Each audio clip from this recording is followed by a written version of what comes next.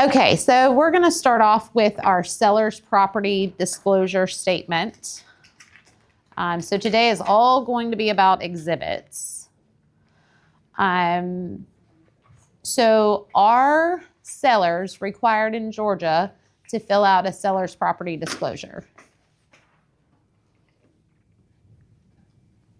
Anybody? Question. I thought that was a statement. Oh no, I said, are sellers required in Georgia to fill out a seller's property disclosure? Unless they haven't lived in the property. The answer would be no. It's not Oh, required. really? No. Seller is not required to fill out a disclosure unless there are latent defects that need to be disclosed.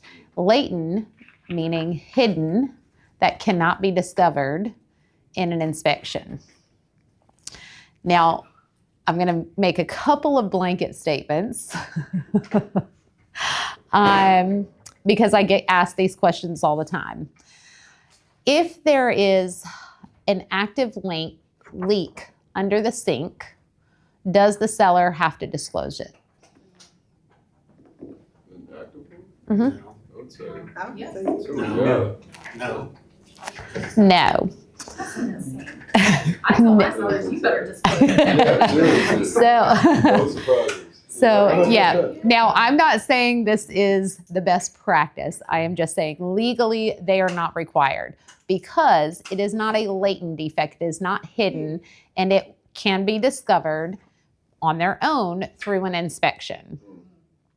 Now, here comes the problem. Okay, so keep that in mind. That does not need to be disclosed by law. Let's say you have an upstairs laundry room and water leaks through. It like gets backed up. There's a clog in the drain, gets backed up, overflows, and seeps down into the kitchen below, floods the kitchen. They fix the plumbing.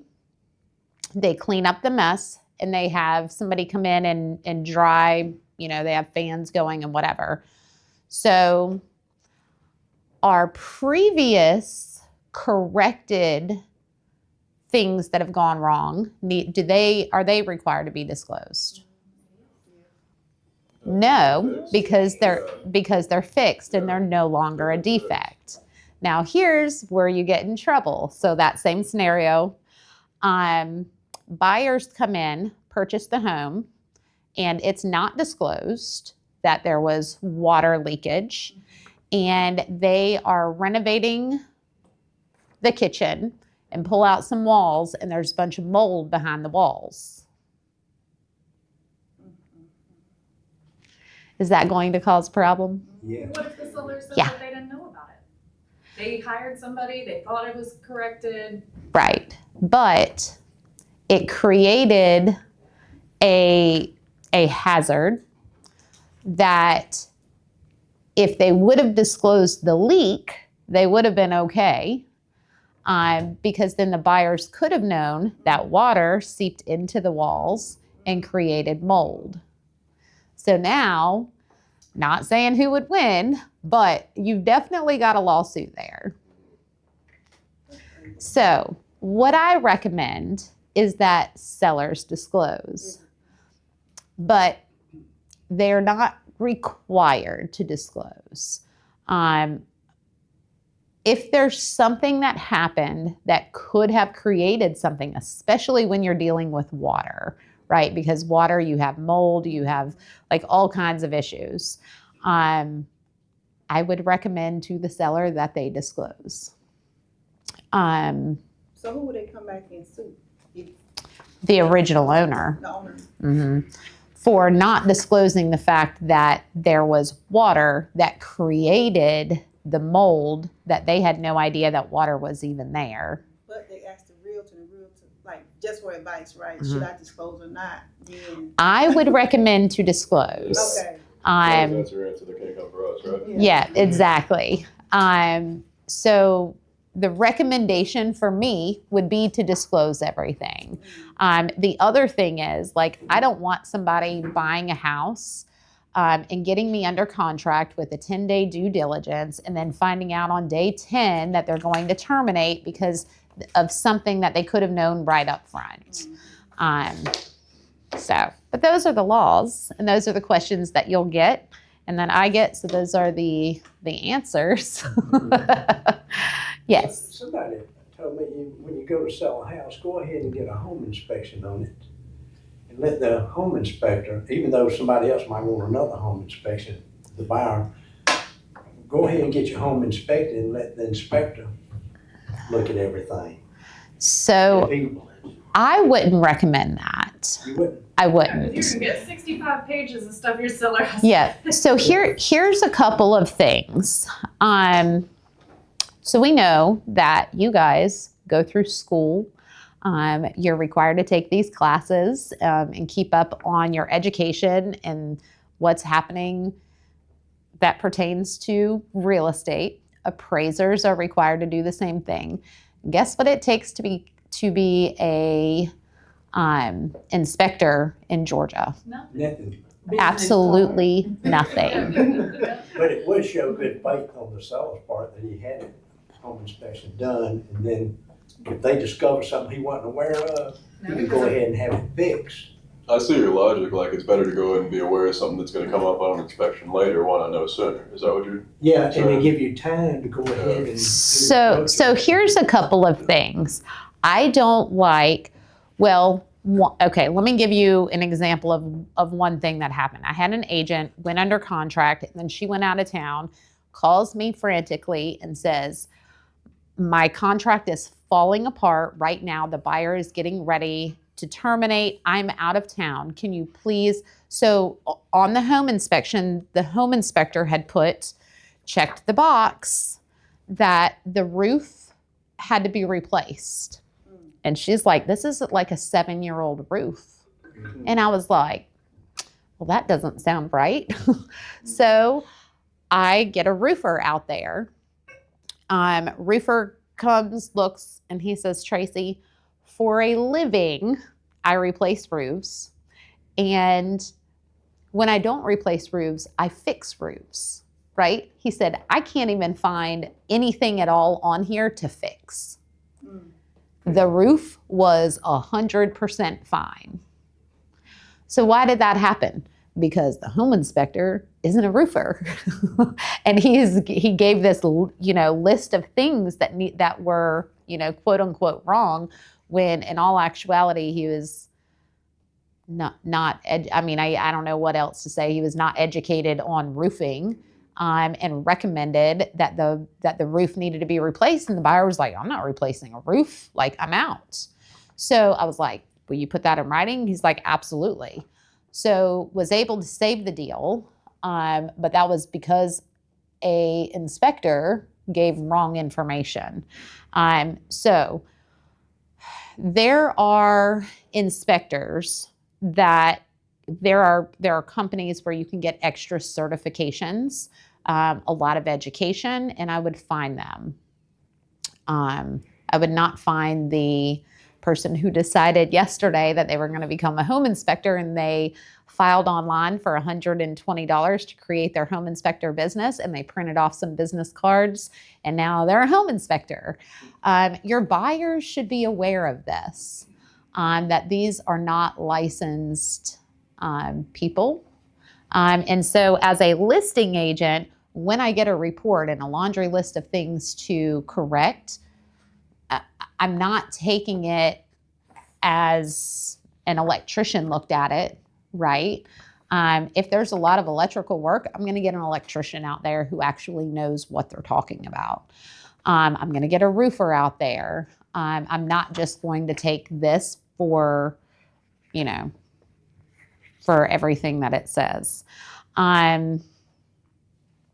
The other thing is when you get an inspection report and now you have a laundry list of things to do, I guess technically you still wouldn't have to disclose them because they can be found in a home inspection report. But I don't like sellers fixing a lot of things on their house for a couple of reasons. One, guess what? They're leaving and they don't care, right? So they're not going to put They're not going to hire the quality people that I would hire if I were purchasing the house, right? And I'm going to live there.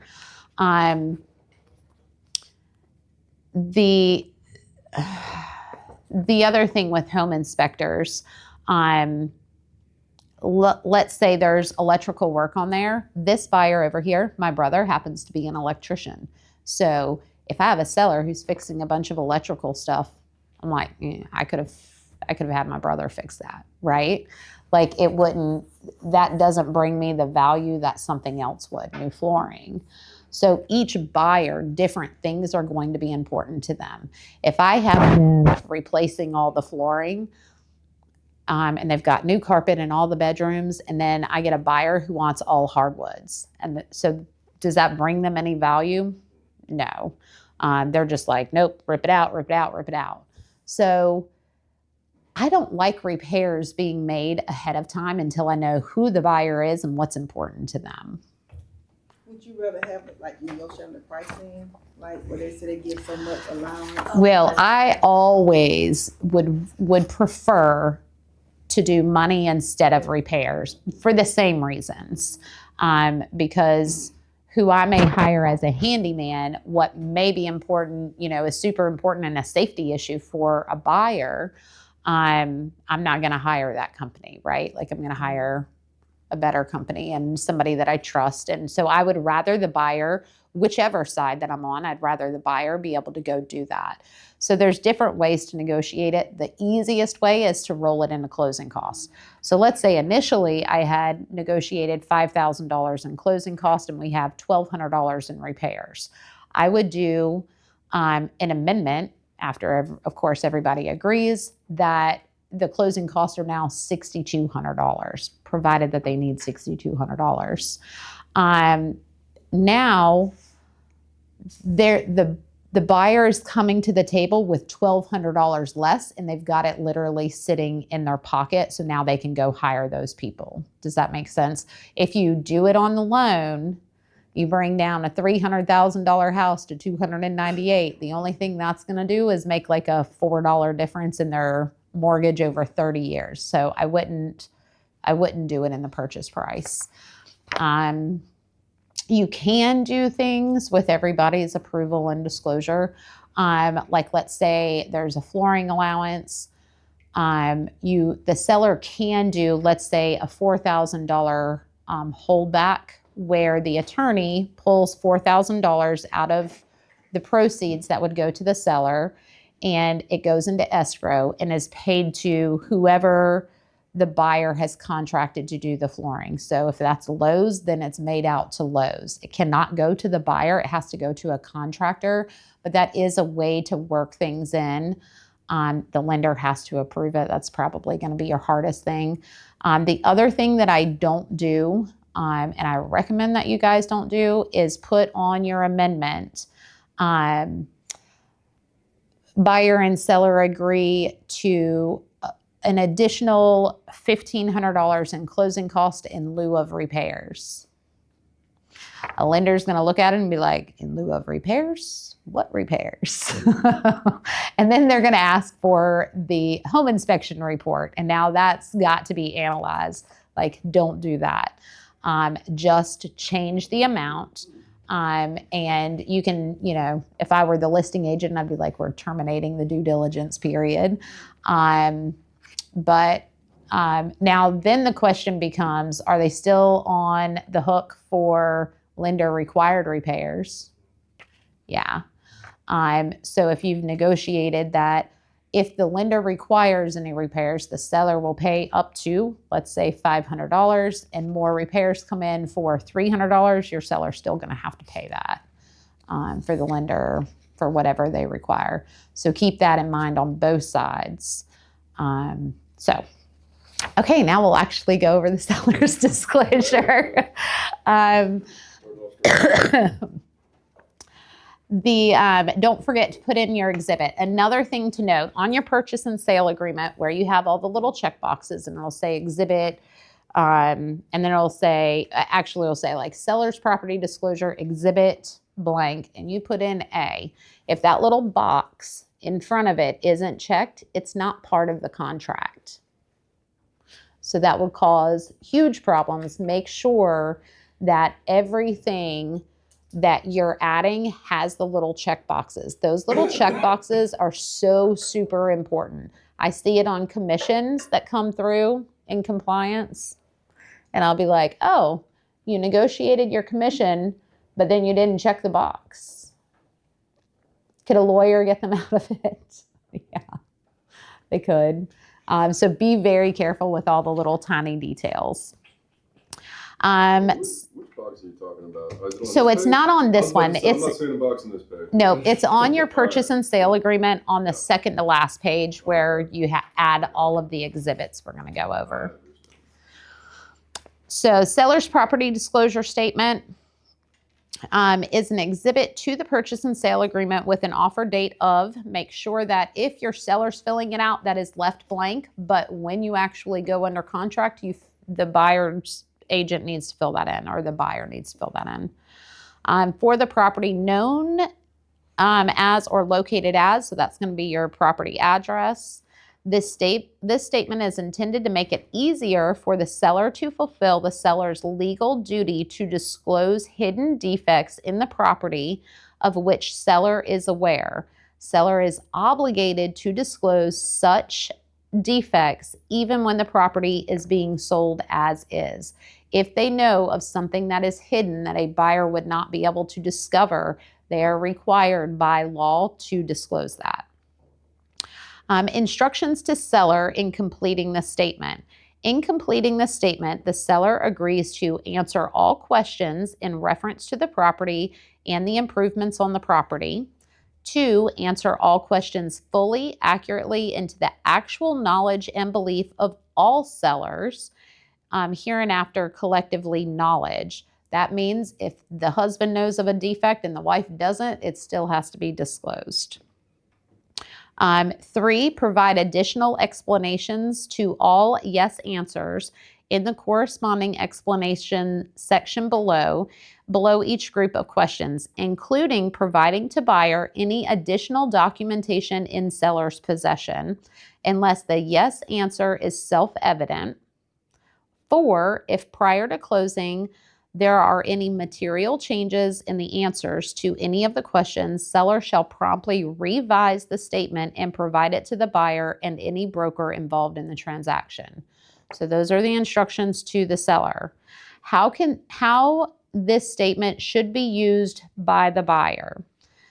Caveat emptor or buyer beware is the law in Georgia. Buyer should conduct a thorough inspection of the property.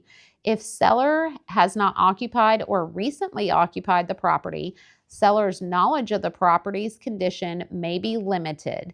Buyer is expected to use reasonable care to inspect the property and confirm that it is suitable for the buyer's purposes.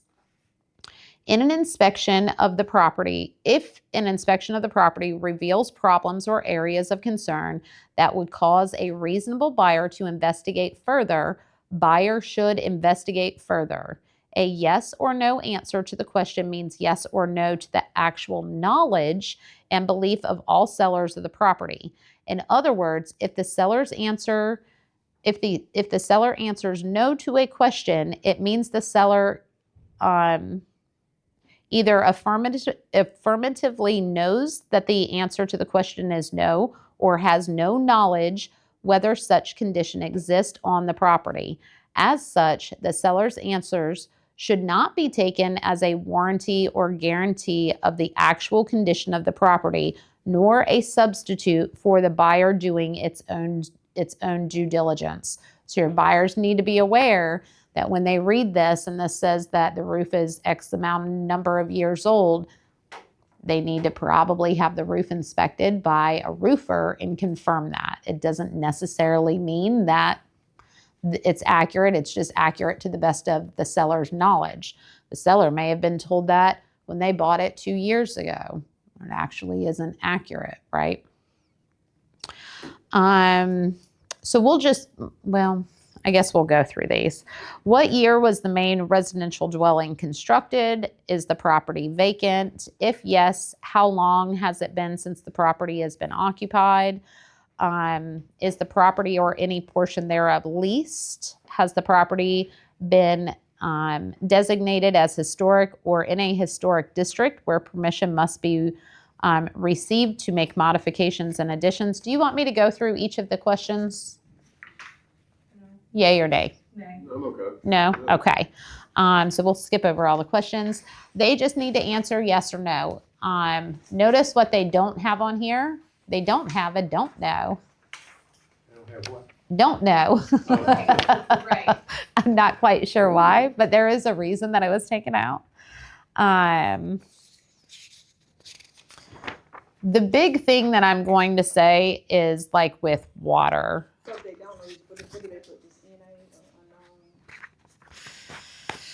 or unknown? I would answer, and then hopefully there's a spot that they can explanation at the bottom. I would say seller is not aware of blah blah blah, or has no knowledge about the age of the roof or whatever it is.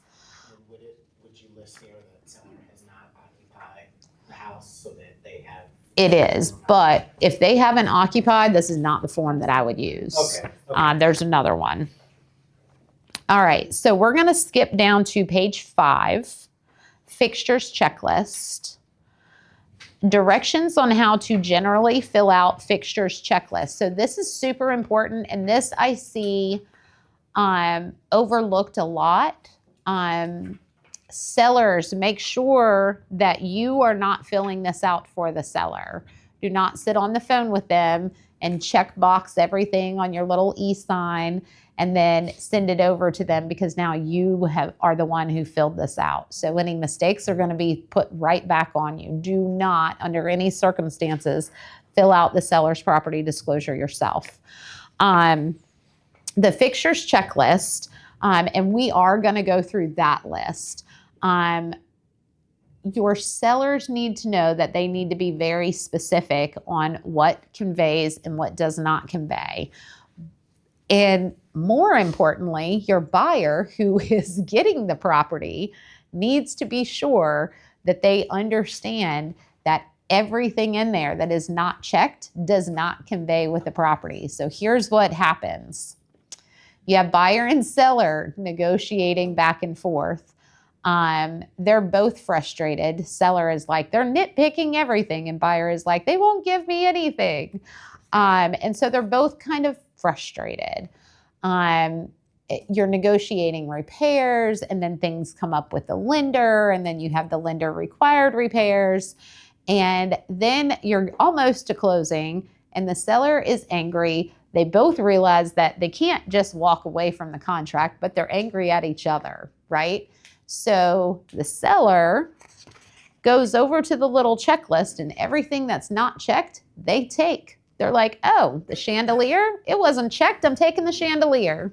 Oh, the Ring doorbell, it wasn't checked. I'm taking the doorbell. And then your buyer gets there, and half the stuff that they loved about the house is gone. And then you, as the agent, have to explain that, well, they didn't check it on this, and so that technically gave them the right to take it. And then so who's the buyer going to look at? The realtor?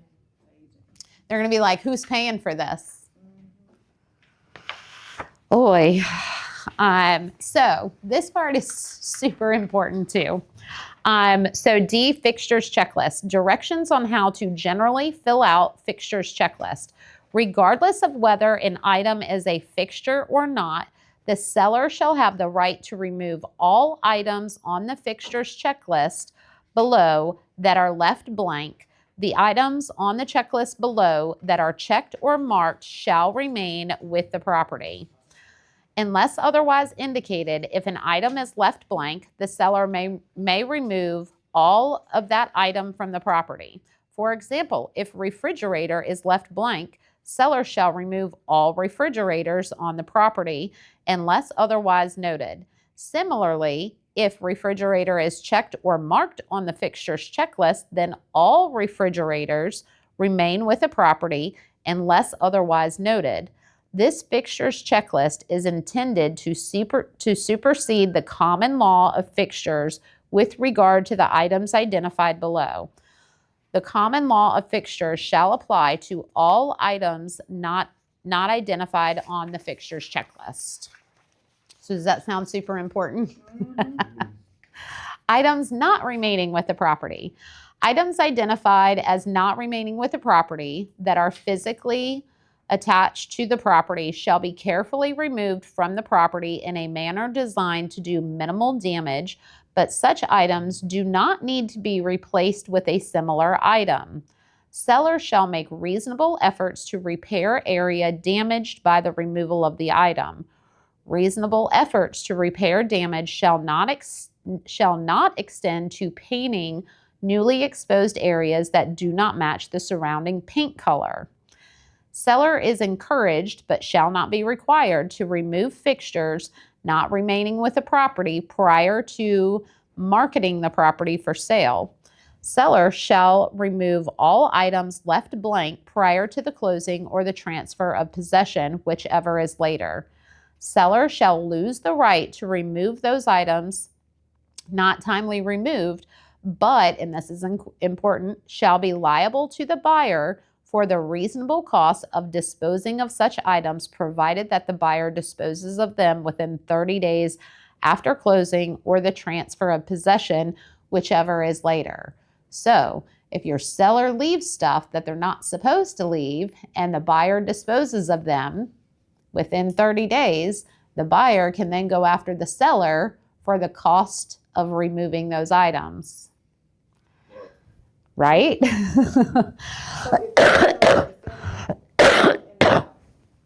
Sorry, say that again. The seller leaves items in the house, and we go to close. We close on that property, right?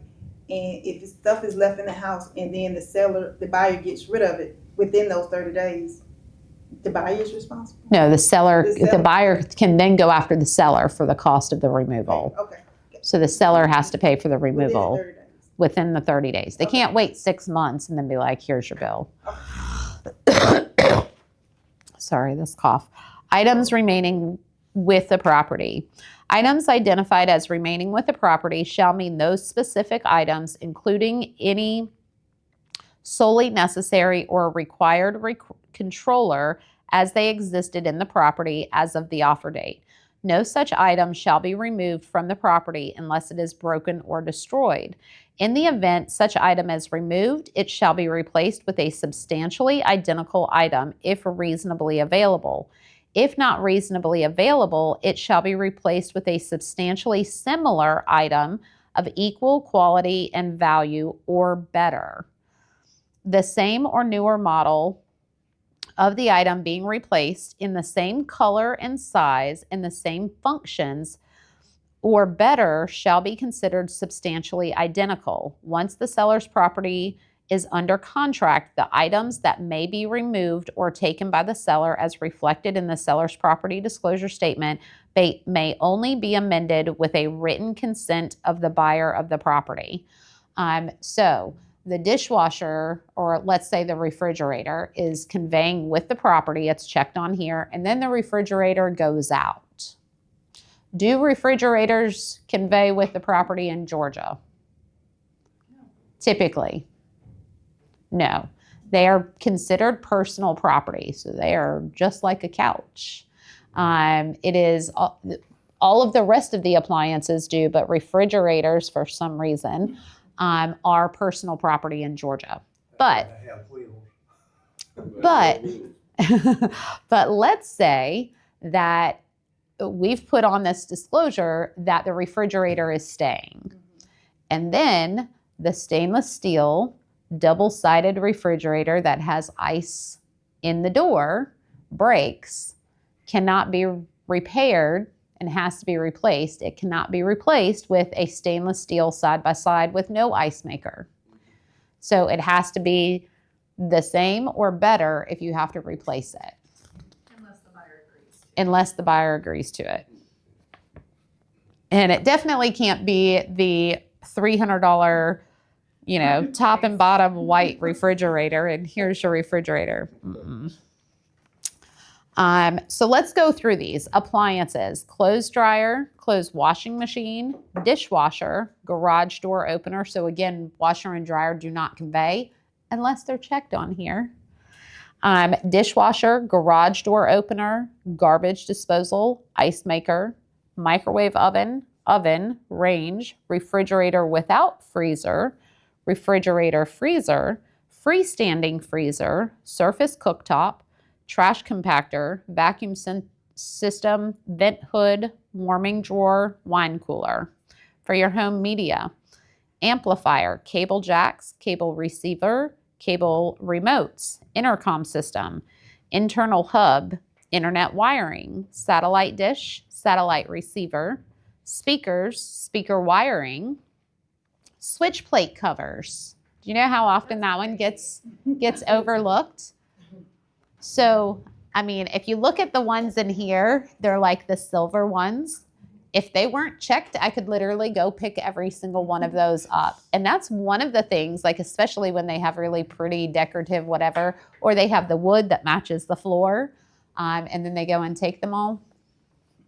Switch plate covers, right? It's like garbage disposal. Who's going to take a garbage disposal? Right? I guess somebody who installed it. Yeah. You said, like the oven, you said the refrigerator is the only one of the appliances that gets. If this isn't filled out, Okay. so without a seller's disclosure, just general law, law in Georgia is appliances stay, except the refrigerator is personal property, which can be disclosed. They have to check just in case you want to. But if you fill this out, you need to make sure that the dishwasher is checked on here. You need to make sure that the stove or the cooktop and oven, if they're separate. If you fill out a disclosure, each appliance needs to be checked off. The wine cooler, lots of times there's like a built-in wine cooler. You think it's built in. It got put in there somehow, and it's plugged in the back somehow. And sellers will find a way to pull that right on out because they've got the perfect spot for it in their new home. So if there's not one though, that's like how it would fall. Television, TV antenna, TV mounts and brackets, TV wiring, ceiling fan. Do you know how many times that gets missed? Chandelier, closet system, fireplace. Fireplace gas logs. Fireplace screen door or screen/door, the fireplace wood burning insert, light bulbs. I know of a seller who went through the entire house and pulled out every single light bulb. Every single one of them. He said, nope, I paid way too much for these light bulbs. They are going. Oh my God. What? Yeah. So- Come across a seller like that. Looks like it could mess up an appraisal if you take everything out. Well, the appraisal was already done, and he just took them out afterwards. But, Wow. yep. Light fixtures, mirrors, wall mirrors, and vanity hanging mirrors. This was another dispute that I saw in the bathroom. These gorgeous mirrors were actually hanging on a hook, and they were not checked on here, and the seller took them, and the buyer was devastated. They were like, oh my God, it literally made this bathroom, and I loved it, and it was gone. And this wasn't checked. Shelving unit and system, shower head / sprayer.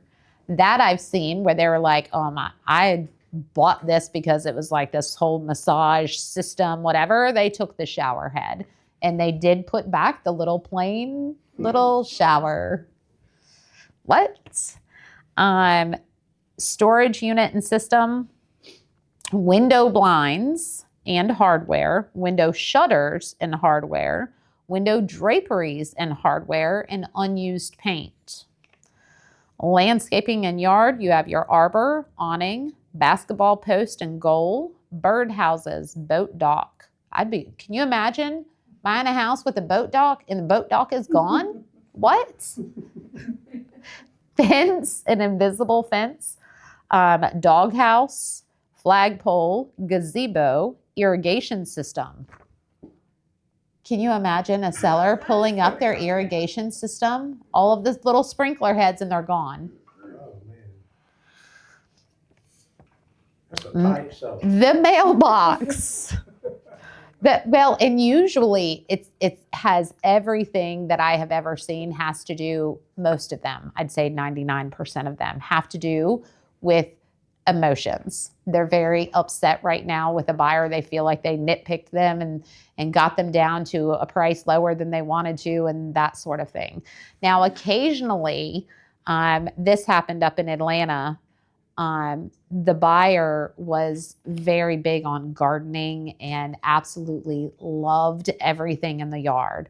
I couldn't tell you, I'm definitely have no green thumb, but there was a specific big, beautiful rose bush, and the seller had put on there that she was taking the rose bush, but the buyer, I guess, overlooked it and didn't realize. So the rose bush actually came from the seller's mother's house. And when she passed away, she brought it and planted it. And then when she was moving, she was taking it with her.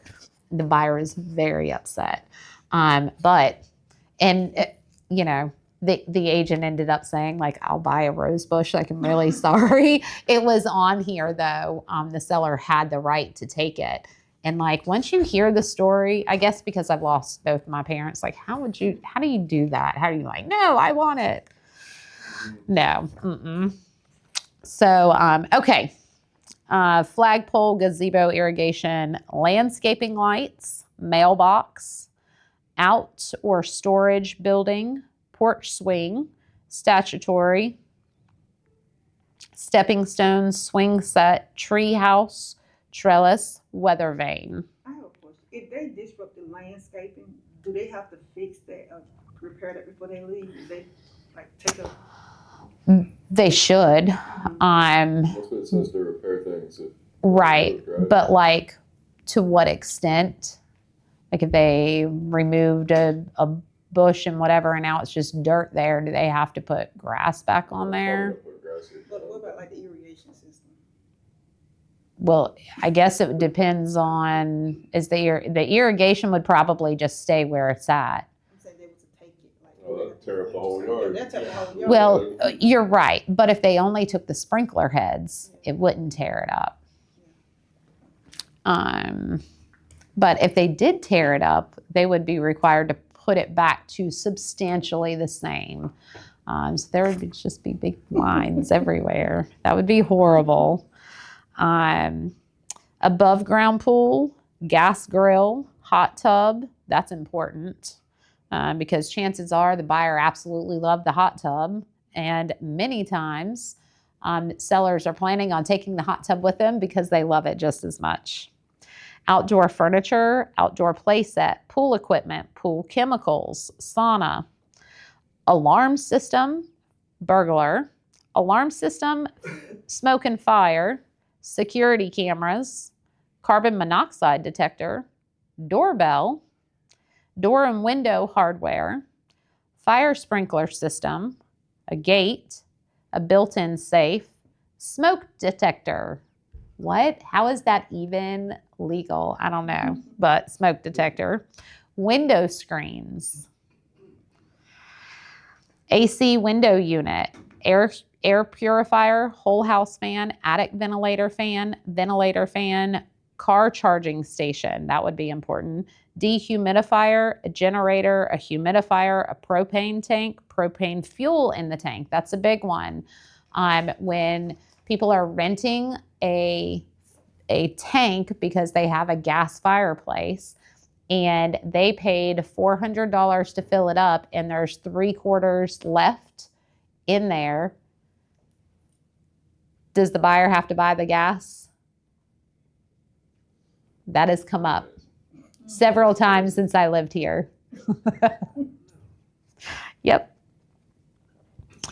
Let's see. Propane fuel in the tank, fuel oil tank, fuel oil in the tank, sewage pump, solar panel, sump pump, thermostat. That becomes a big one, the thermostat, because, I mean, one, the AC can't work without it, right? But people will go buy these, smart thermostats that are all connected, and they're like, I'm taking my thermostat with me and all the light bulbs that I can control. Is that okay to do? It is if you disclose it. What it's not okay to do is, and what you need to avoid is getting to the closing table or getting the week before and realizing that they are not on the same page. Because here's the reality. I cannot tell you how many disputes I have seen over Ring doorbells. Will a buyer who loves this house and they want to buy this house say, I'm not buying the house if the seller takes the Ring doorbell? No. Will a seller say, I want to sell my house, all of the terms are great, but if they make me leave the Ring doorbell, I'm not accepting this offer? No. So the reality is either one of them would give it up, right?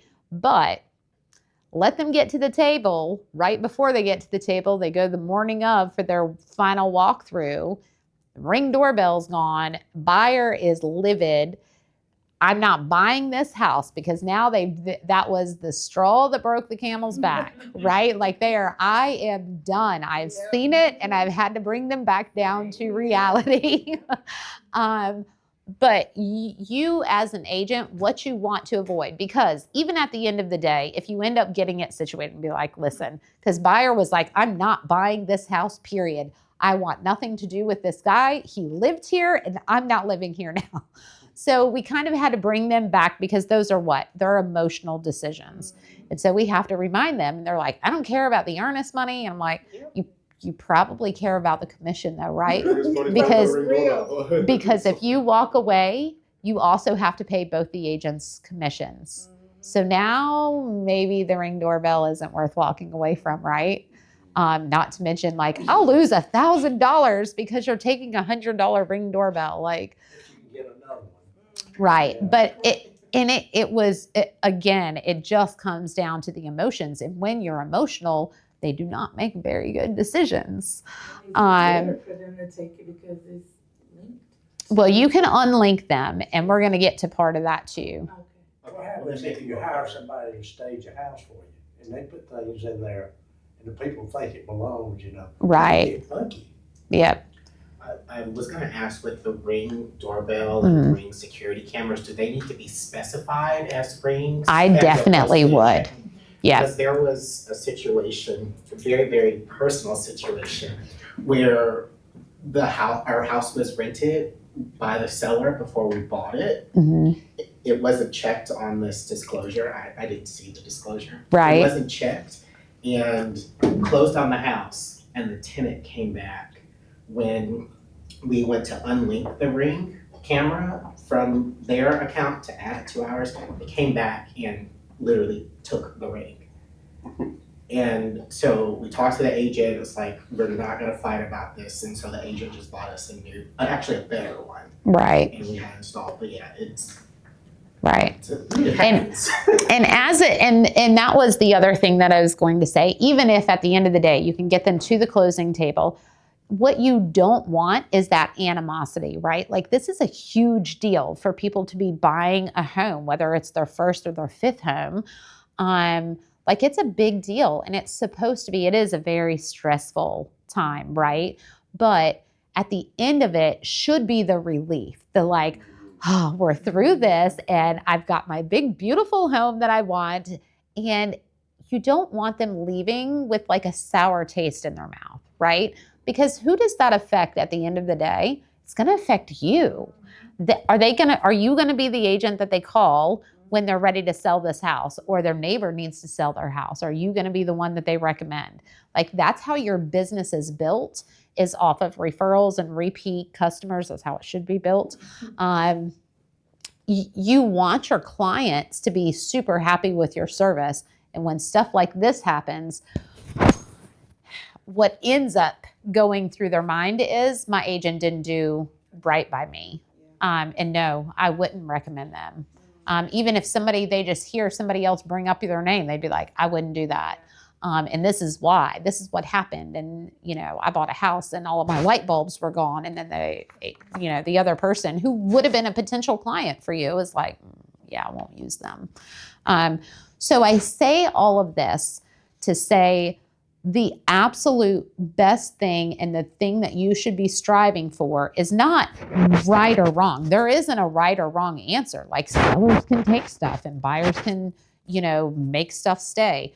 It's about making sure that everybody is on the same page, right? Making sure that your buyer understands like, hey, on this disclosure, the Ring doorbell, it's not staying. But Lowe's has them. I just saw them in the ad. They're about $120. When you're talking about a house and the price of a house, they're like, okay, it's just one of the things I have to buy. Just make sure that they know the stuff up front, but do not let them sign this with all of this stuff unchecked, because at the end of the day, the buyer has the right to remove them all if they're not checked. So I highly recommend going through them and I'll go back to the agent before I even send it to my buyer to even review. I'll be like, hey, I need switch plate covers. I need mirrors. I need chandelier. I need, the fireplace logs. I need all of this checked, right? And I give them a whole laundry list of stuff before I even present it to my buyer, because my buyer's not going to catch it, right? They're just going to be like, oh, okay. They're going to look at the check marks and they're like, okay, yeah, the ceiling fan stays, but they missed that the chandelier isn't. So Do you ever get like an eye roll out of the seller for asking them to go to actually just check all those boxes?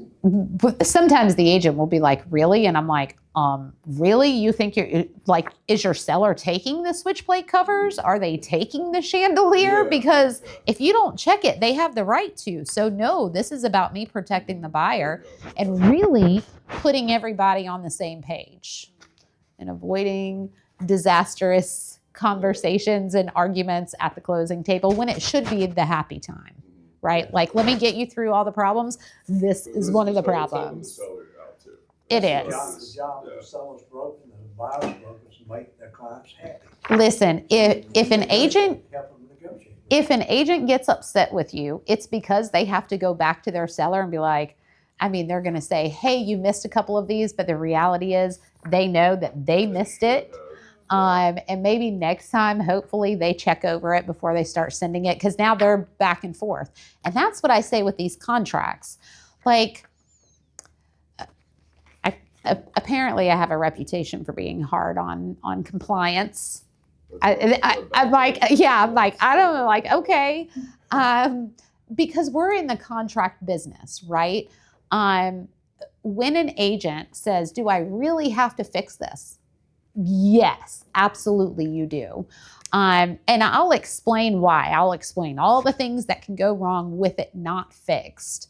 But at the end of the day, it looks bad on the agent to have to go back and forth. Hey, I messed up because I typed this, right? I messed up here and here and here and here. So at the end of the day, you have to have it fixed. But if you're new or you are not super experienced with them, call your broker and have your broker go over and be like, hey, can you catch any compliance things right now before I send it to my clients to sign? That way you're not having to... Trying to avoid incompetence. Yes, exactly. Where you look like you're not, like you don't know what you're doing.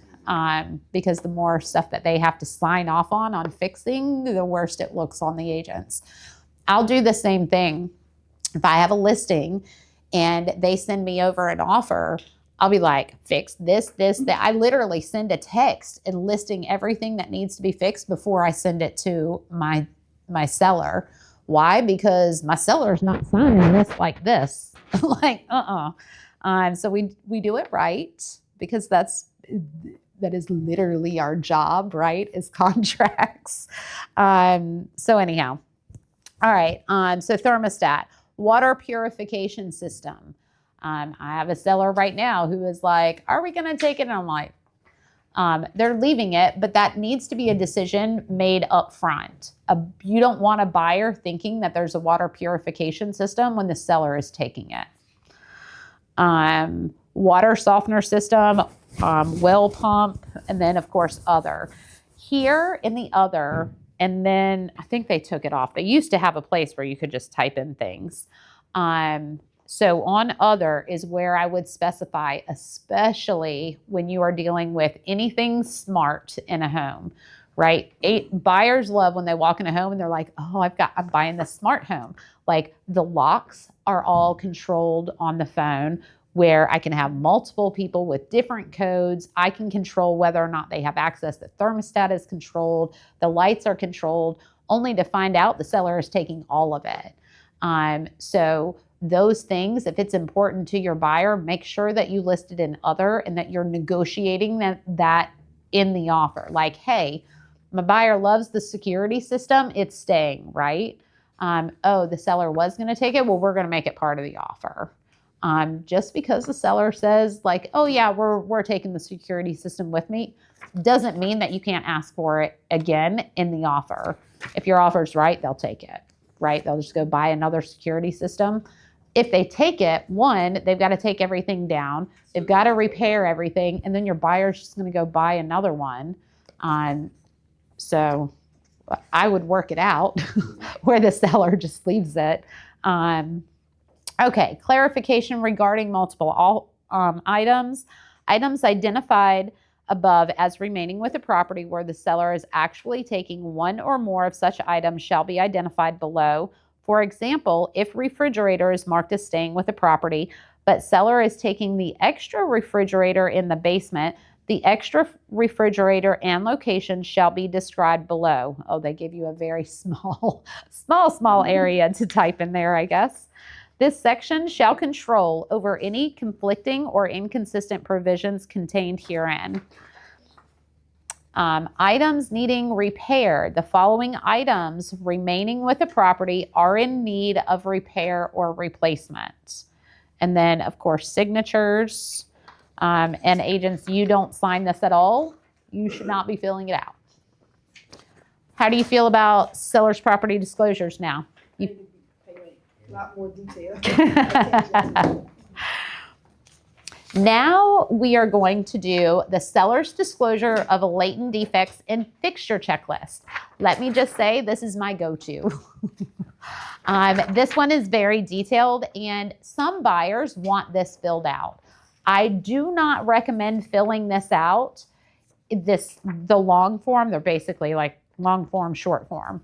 The long form, if the seller hasn't lived there. If they're an investor, do not have them fill this out because they don't have the information. Have them fill out this one. Now, seller's disclosure of latent defects and fixture checklist. So I'm going to not skip ahead, but I'm going to tell you right here. Seller hereby discloses the known latent defects, no known latent defects, or has known latent defects. Is the seller required to disclose that there are no latent defects? Said no at the beginning. Correct. Okay. Good job. Yep. Yep. Good job. The seller's disclosure of latent defects disclosure is an exhibit to the purchase and sale agreement with an offer date of blank for the property known as or located at blank with the address. Georgia law requires a seller to disclose latent defects in the seller's property to the buyer of the property of which the seller is aware and which could not be discovered by the buyer upon a reasonable, careful inspection of the property. And that's where you get to like your leak under the sink. That could be easily discovered with an inspection.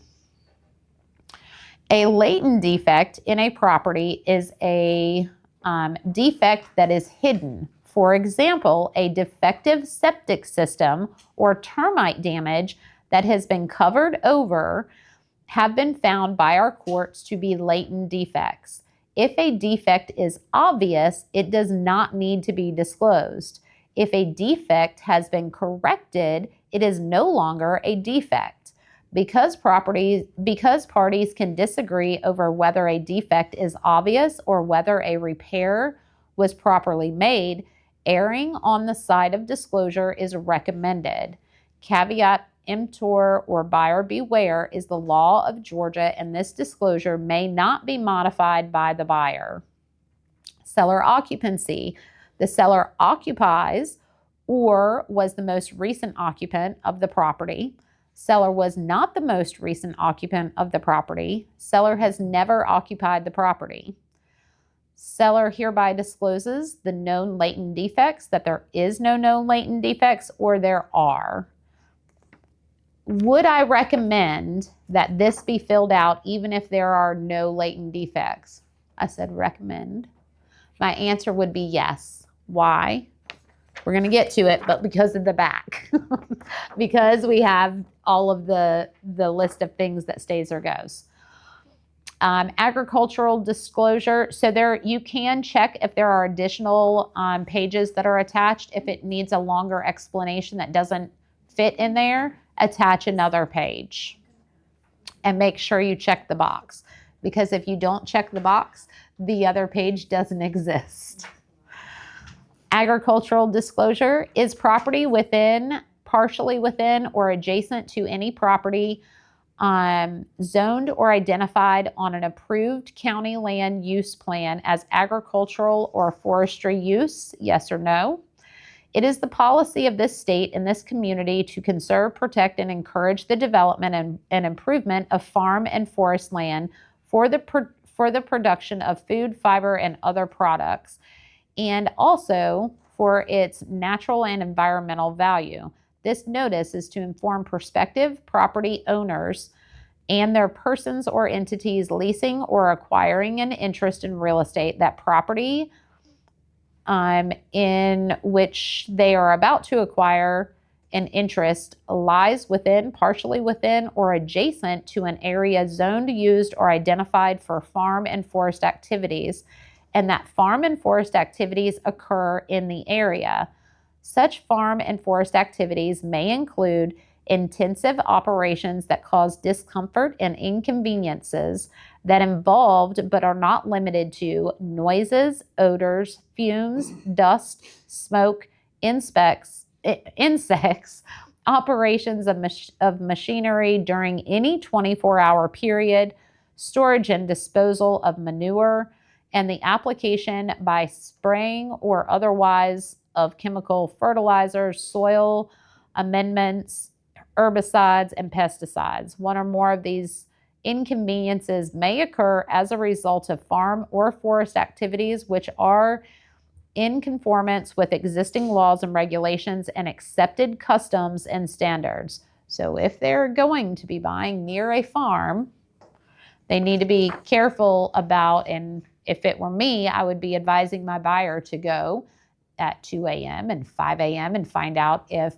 all of the machines are running in the middle of the night where you're going to have a hard time sleeping. Because if you buy the house and then you find out that these machines run all night long and you can't get any sleep, that's going to be a problem, right? Fixtures checklist. I'm not going to read them. It all says the same thing. Directions, items not remaining with the property, items remaining with the property. And then you have your checklist.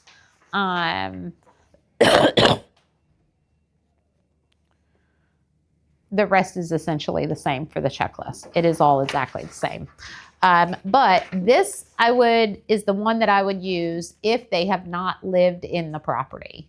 But I do like this because of this clarification.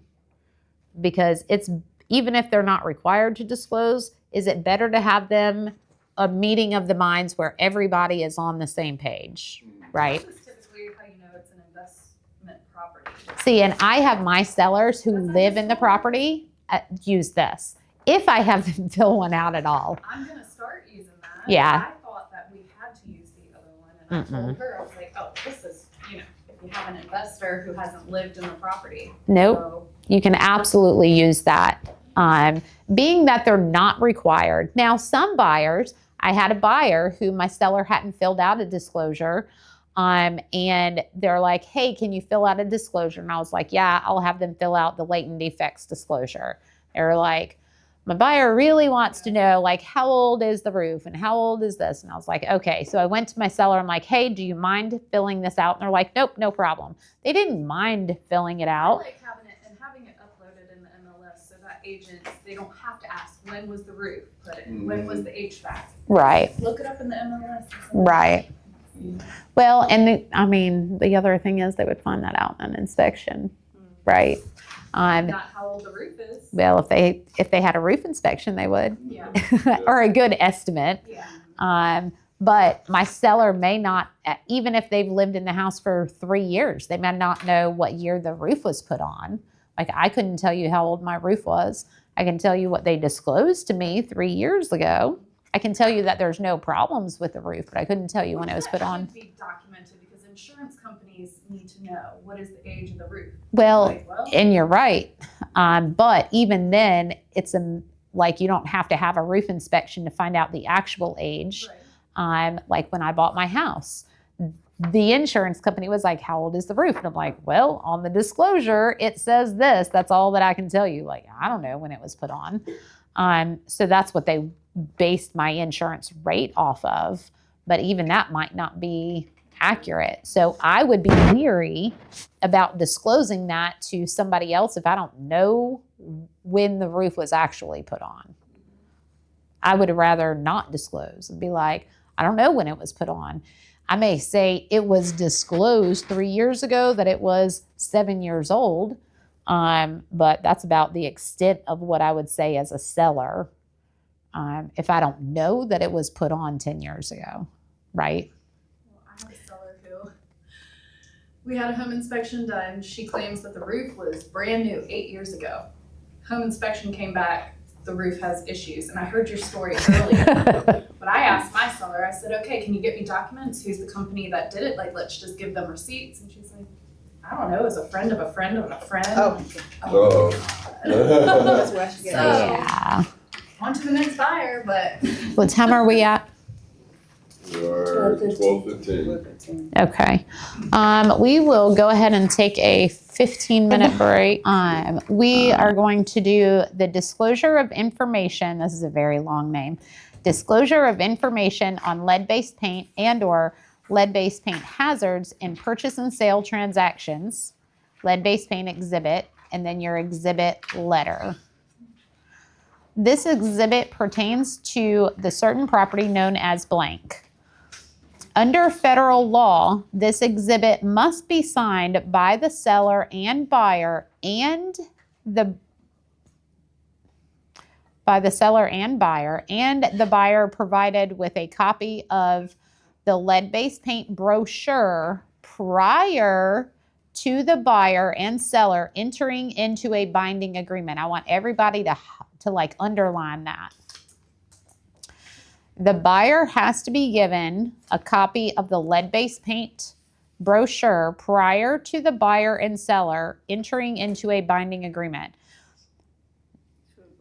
So let's back up the sentence before it. This exhibit must be signed by the seller and buyer, and the buyer provided with a copy of the lead-based paint disclosure brochure prior to them entering. That means the seller has to fill this out and sign it, and the buyer has to sign it prior to entering into a binding agreement. That means not after, with the offer. So if the house is built prior to 1978, you need to call the listing agent and get this, add it to the offer where your buyer has signed it. Now we're going to get to the back on what has to be also the notices that have to be given to the seller by not only the listing agent, but the buyer's agent. The buyer's agent has to give a notification to the seller of their obligations to disclose prior to entering into the binding agreement. So there's a lot with this. And we're going to note the fines, which are not, it's not GREC that's fining you. We're talking about the government. the EPA, you aren't getting out of the fines if they fine you. They're over $20,000 per missing initial. So if you just look down the line, you can see how many initials are going to need to be on there. This form is super important. So under no circumstances do you write an offer on a property built to 1978 without having this in your hand, okay? Okay, disclosure of information on lead-based paint and or lead-based paint hazards. Hazards, lead warning statement. Every buyer of any interest in residential property on which the residential dwelling was built prior to 1978 is notified that such property may present exposure to lead from lead-based paint that may place young children at risk of developing lead poisoning. Lead poisoning in young children may produce permanent neurological damage, including learning disabilities, reduced intelligence quotient, behavioral problems, and impaired memory. Lead poisoning also poses a particular risk to pregnant women. The seller of any interest in residential real property is required to provide the buyer with any information on lead-based paint hazards from risk assessments or inspections in the seller's possession and notify the buyer of any known lead-based paint hazards. A risk assessment or inspection for possible lead-based paint hazards is recommended prior to purchase. Seller's disclosure. A, presence of lead-based paint or lead paint hazard, initial 1 or 2 below, in the section not initialed shall not be part of this exhibit. That means one of them has to be initialed. 1, known lead-based paint and or lead-based paint hazards are present in the housing explained below. Check the box if additional pages of explanations are attached or incorporated in herein. And then number 2, the seller has no knowledge of lead-based paint and or lead-based paint hazards in the housing. The seller has to initial one of those. Either they are, or they know of them, or they don't know of them. B, records and reports available to the seller, initial 1 or 2 below. The section not initialed shall not be part of this exhibit. 1, seller has provided the buyer with all available records and reports pertaining to lead-based paint and or lead-based paint hazards in the housing. List document below. Or 2, seller has no reports or records pertaining to lead-based paint and or lead-based paint hazards in the housing. So that's your seller side. Buyer acknowledges, initial all applicable sections below. Buyer has received copies of all information, if any, listed above. Buyer has received the pamphlet, Protect Your Family from Lead in Your Home. That should always be on there. Let me see.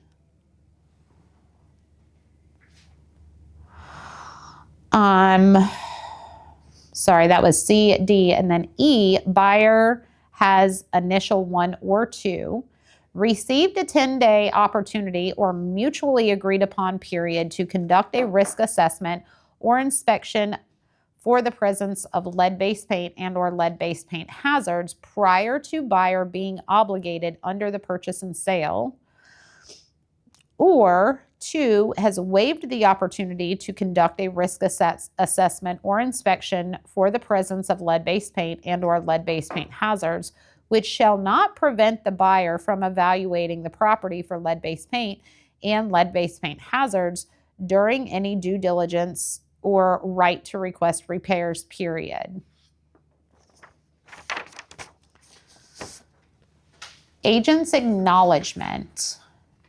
Seller's agent has informed the seller of the seller's obligations under Federal Law 42 USC 4852 and is aware of his or her responsibilities to ensure compliance. There is a GAR form, and I don't have that one printed out. I don't know why, but I do have the buyer one. The seller's agent must sign this. They must sign saying that they have informed the seller. G, buyer's agent has informed the seller of the seller's obligation under federal law 42 USC 4852 and is aware of his or her responsibility to ensure compliance. This is required if the buyer's agent receives compensation from the seller either directly or indirectly through a cooperative brokerage agreement with the seller's broker. That means if the seller is paying any portion of your commission, including a co-op where the agent has negotiated one amount and is sharing it, it is still originated from the seller, you are required to sign this. You cannot sign this until you have informed the seller, right? So how do you do that? One of your pages is called the buyer's broker's notice to seller of seller's obligation regarding lead-based paint. So here's the thing. Are you allowed to contact sellers? No. They are represented by an agent. Now, with their listing agreement with their agent, they have authorized their agent to receive notice on their behalf. So what happens is you fill out this notice to the seller and you send it to the listing agent. The listing agent is then required to give it to the seller. Does that make sense? Okay. So while we're on this, I'm going to continue reading this disclosure so we'll knock two out with one. The property located at blank. The buyer's broker or licensee of the buyer's broker on the above referenced property does hereby give notice to the sellers of such property that if the residential dwelling on the property was built prior to 1978, sellers must do the following. 1, disclose to the buyer the presence of known lead-based paint and or lead-based paint hazards. Provide the buyer with all available records and reports pertaining to lead-based paint and lead-based paint hazards in the residential housing. Provide the buyer with a lead-based paint hazard information pamphlet in a form approved by the Environmental Protection Agency, and permit the buyer to have a 10-day period to conduct a risk assessment or inspection for the presence of lead-based paint hazards. Then the signature of the buyer's broker or licensee, then your name and the date. The seller's broker's notice to the seller is this exact form, only at the top it says sellers. So if you're listing a property that's prior to 1978, you need to give this form to your seller where you have given them notice. Now this is notice, so the seller's not going to sign it, the buyer's not going to sign it. The only person signing this is the person giving the notice. But you have to be able to prove that you sent it. So whatever brokerage you're with, wherever you upload your contracts to, so for my guys, your paperless pipeline, I want the email where you sent this to the agent to prove that this was sent. Because if it becomes an issue, we have to be able to prove that you sent the notice to the agent to give to the seller. Does that make sense? So email it to the pipeline to that address. Yeah. I have a question for Yes. clarification. So for section B, so if the seller has no knowledge of the lead-based paint, do they still mark like number 2 on section B?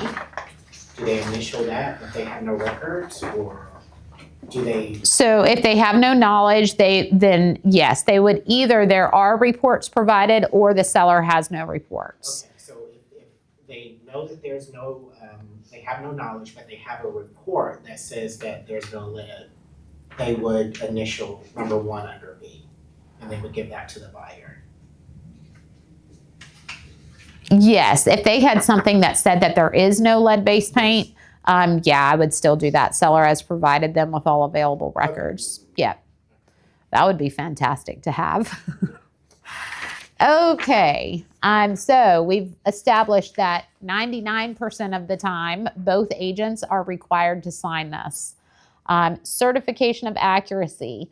The following parties have reviewed the information above and certified to the best of their knowledge that the information they have provided is true and accurate. You're going to have the buyer's signature, the seller's signatures, the buyer's agent signature, where you're going to print in your brokerage firm, and then the seller's, again, down here. Don't forget F and G still have to be initialed by the buyer's agent and the seller's agent. So are we very clear how super important lead-based paint is if it's built prior to 78?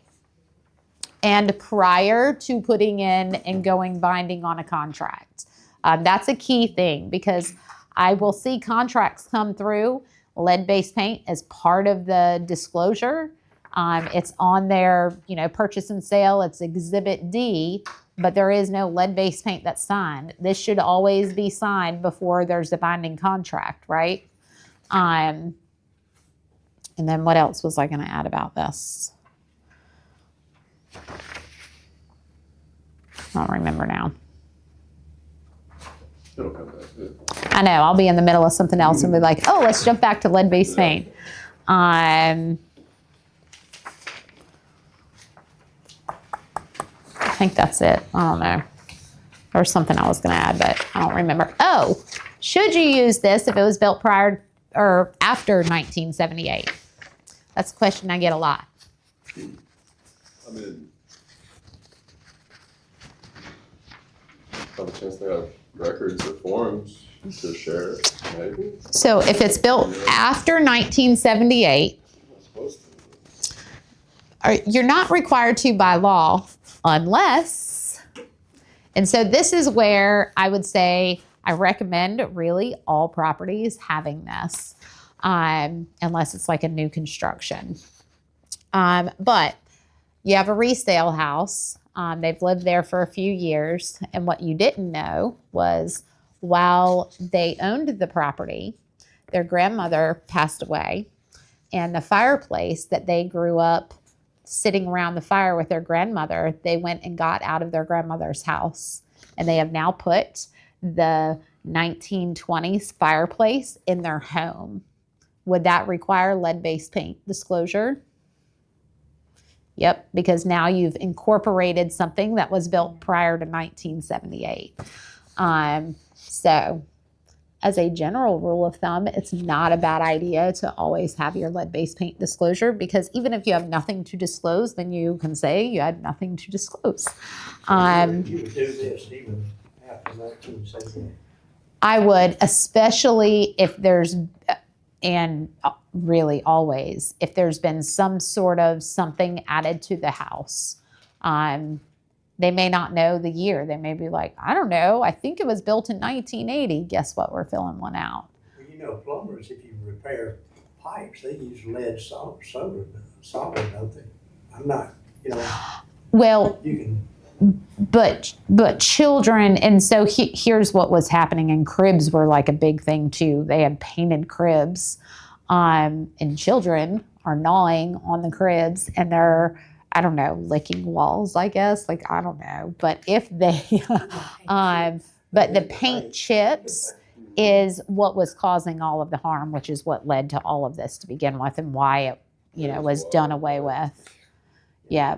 I got Like, caught. what's going on? I got caught with a child being exposed to lead paint in one of my room homes. Mm. And we had to do an assessment on it, and it wound up being the tenant's Venetian blinds that were metal instead of vinyl they have today. And it was lead paint on the Venetian blinds, and the sunlight was creating Wow. lead paint. That's crazy. Jeez, okay. I didn't know Right. that. Right. So again, just like with everything else, over disclosure is better. I would rather have this and not need it than need it and not have it. Right? So. Okay. Anybody have any questions about lead-based paint? Okay. All right. So we are going to move on to temporary occupancy agreement for the seller after closing. Let me tell you how much I do not love this. So, do sellers stay after a closing? And do buyers move in? They can. There are so many horror stories that involve, because at this point with the seller, they've already closed on the property. It is now belongs to the buyer. The seller is there. What happens when the roof starts leaking and then all of a sudden there's a hole in the roof because unbeknownst to the buyer, this has been happening for a while and they skipped their inspection. But the seller is still living there, doesn't report it to them, just moves out, and there's all this water sitting in the thing. Who's responsible for it? The buyer, yeah. What if the seller damages the property? The seller's moving all of their furniture out because they were allowed to stay for an extra 2 weeks, and then moving out, every single wall has bangs against it from the sofas and the dressers and everything else, and so now all the walls are, every one of them is banged up. What's the agreement look like that they've made? Like, they've obviously come to agreement, said you can stay here until Right. X amount. So what are they? So let's go through it. I would never let somebody stay or move in early without a security deposit. I just wouldn't. There's too many things that go wrong. Here's another thing that happens. A buyer is moving in early, and then something happens with the house, and the seller's like, this is your house, and buyer's like, it's not my house yet. You're fixing it. Now there's an argument over who's going to fix it, and neither one is willing to fix it. Seller says, I'm not fixing it. Buyer says, I'm not fixing it, and I'm not closing on this house until you do fix it. And seller says, okay, well then get out. And buyer says, make me. Well, that's lovely, right? Buyer's like, I'll stay here until a judge tells me I have to get out, and they put a padlock on this door. Is that a nightmare for your seller? Who now not only has to start all over, but they can't do anything until they can get in front of a judge and evict them. What? Could that really damage a seller who this was their home? They moved to Maryland and they bought a new house and they're waiting on this house to close. And now they knew that they could carry the mortgage for a month while they, the buyer moved in a little bit early and whatever. They knew that they could carry it for a month or two. And then now that turns into 6 months that they're making 2 mortgage payments. Yeah. There are so many things that can go wrong with this. I hate these. I hate them. But do people use them? Yes. Not to be used if occupancy is more than 60 days. So this limits it to 60 days. 60 days is too long. The other thing that happens is a buyer gets into a house. How many of you have had buyers who bought a house, have nothing to do with moving in early, but bought a house and they're like, I had no idea that this house had this, or there's these noises, or there's this train that goes through, and they have this laundry list of complaints on the house that they just bought. Like that happens, right? If they haven't actually closed on the house, now they get to just kind of see if they really like the house. And then they're like, nope, I'm out. I don't like this, and now the seller's stuck. Inspection, then they want to go back and they find more and more and more.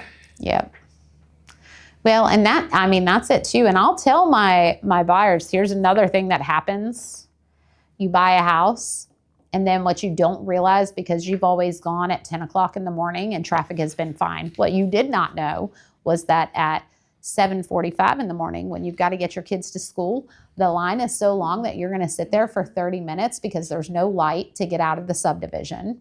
And both the crossroads are packed because everybody's going to school and you can't get out of the subdivision to take your kid to school. So now you have to leave extra early. Those are, and I have clients that have bought a house and they're like, I cannot make a left-hand turn. I literally have to make a right and go, a couple lights down and do a U-turn to even get through this traffic in the morning. So put a buyer in there early and they get to figure all of that stuff out. And then they get to decide if they really like the house. Boy, okay, so. Like a car dealer would never let you take the car home. Right, for 60 days. Like what? And a used one at that. Yeah. But even new construction. I think I hear more complaints about the new construction than I do. I mean, I think you just convinced me to like never. I'll be like, sorry, I'm just not the right person. Like, we can't do this. Like, Yeah, I don't like these at all. And I will do anything and everything to avoid these. Have I done them once? And I was a nervous wreck. And it wasn't even like I wasn't the owner. But just too many things can go wrong. So this exhibit is part of the agreement with an offer date and the property date and shall control the rights of the parties after closing with respect to the temporary occupancy period as defined below. The seller shall have the right to continue to occupy the property for blank days from the date of closing until blank o'clock a.m. or p.m., hereinafter the temporary occupancy period. The seller shall vacate the property no later than by the end of the temporary occupancy period. If the seller vacates the property sooner than by the end of the temporary occupancy period, the seller shall notify the buyer of the same. At the time of closing, the seller shall provide the buyer with one set of keys, door openers, fobs, access cards, codes, and other similar equipment needed to access the property, the community, and the community amenities. Not later than the time of possession, the seller shall turn over all remaining keys, door openers, fobs, access cards, codes, and similar equipment needed to access the property in the seller's possession to the buyer. Until the time of possession, the buyer shall arrange for common element access to the community and community amenities by seller with community association. Seller agrees to maintain all utilities in seller's name and pay for the bills for such utilities as they become due. Seller will not make any improvements or modifications to the property. Seller hereby expressly releases buyer, seller's broker, buyer's broker, and their affiliated licensees from any and all liability of any nature whatsoever which may arise as a result of the seller's acts or acts of anyone entering the property, including but not limited to liability for injury to persons and or damages to personal property resulting from or in any manner occasioned by such occupancy. Seller further agrees to hold harmless and indemnify the buyer, seller's broker, buyer's broker, and their affiliated licensees from any claim or loss arising out of or occasioned by the seller's occupancy for the property. It is specifically understood that should the property be destroyed by fire or other occurrence, the seller shall bear the risk of the loss to the seller's personal property, to their personal property. Seller shall be liable for the expense of repairing any damage to the property caused by the seller or seller's family members, licensees, and invitees, excluding normal wear and tear. Buyer, as the new owner, shall be responsible for making all other repairs to the property. Notwithstanding the above, the seller agrees to continue to perform all routine maintenance during the seller's temporary occupancy of the property, including, by way of example only, cutting the grass, keeping the property clean and free of trash and debris, maintaining pool chemicals, and changing filters, light bulbs, and batteries as needed. The seller shall promptly report to the buyer any obvious need for maintenance or repairs to the property. Upon 24-hour advance notice to seller, the buyer and buyer's representative shall have the right Monday through Saturday from 9 a.m. to 8 p.m. and Sunday from 1 p.m. to 6 p.m. to access the property to inspect, repair, and maintain the property. In addition, the buyer and buyer's representatives may enter the property at any time to investigate potential emergencies. Evidence of water leaks, fire, smoke, foul odors, sounds indicating the possibility of an injured person or animal, or other similar evidence of an emergency shall be sufficient grounds for the buyer and buyer's representative to enter the property for this purpose. Upon prior notice to the seller, buyer and or buyer's representative shall have the right to enter the property at buyer's expense and at reasonable times to inspect, examine, survey, meet contractors, and prepare for buyer occupancy of the property. Seller shall cause all utilities, systems, and equipment to be on so that the buyer may complete all inspections. Buyer agrees to hold the seller and all the brokers harmless from all claims, injuries, and damages relating to the exercise of these rights, and shall promptly restore any portion of the property damaged or disturbed from testing or other evaluations to a condition equal to or better than the condition it was prior to such testing or evaluation. Number 11, if seller does not timely vacate the property by the end of the temporary occupancy period, the seller shall be deemed to be a tenant at sufferance, shall be unlawfully holding over, shall be subject to being evicted, and shall pay the buyer holdover rent during the period in which the seller is holding over in the amount of blank dollars for each day. I want you to notice that there is no rent agreement for them staying this amount of time. The only thing that is in here is this, which is the holdover rate. So let me explain the holdover rate for a minute. So let's say it's just a 5-day holdover, right? Or let's say 3 days. The seller is going to stay 3 days after closing. And then you guys put in here $100 a day. Or 75, I see 75 all the time, $75 a day if they hold over. That's after 60 days. That's after, well, it's up to 60 days. So there's a period you have to put the time period. So this may only be for 3 days. So that's going to be at number 1. They have the right to continue to occupy the property for blank days. It's up to 60, but it could be any number that you agree on. But let's just say it's 3 days. And seller needed this because they're closing on their next home. Well, then they get a notice. So I see 75 in here all the time, and I cringe. So now the property that they were going to buy gets postponed. They get an 8-day unilateral. Well, he has no place to put his stuff now. So he has these two options. He can hold over and pay $75 a day.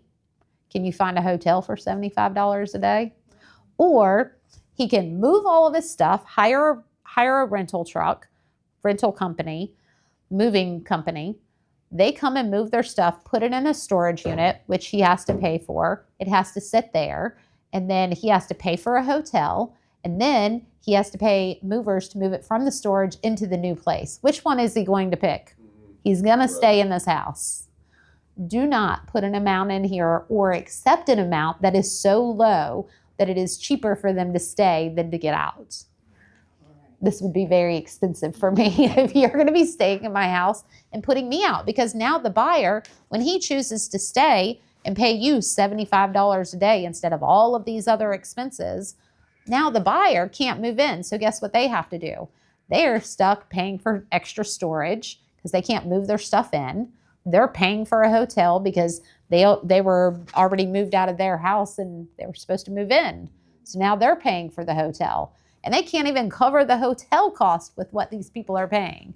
So make this number I'm high. wondering why, like, just a short-term lease agreement doesn't make more sense than this.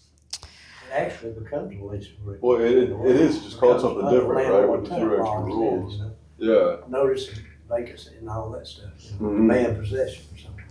It's crazy. It's, yeah. Take out of your own home for somebody. Yep. Yeah, if the Um, buyer got a homeowner's policy at the closing, what is that homeowner's policy gonna pay? Yeah. The Well, tenant right. doesn't. And they would, so like in the case of a fire, the buyer's insurance is who would be paying for the fire, the house, the structural stuff, which is why it says the tenant is responsible for getting, and that's another thing, their stuff gets destroyed in the fire. They no longer own the property. So their homeowner's insurance isn't going to cover the seller's stuff. So now the seller really needs renter's insurance or none of their stuff is going to be covered. Right?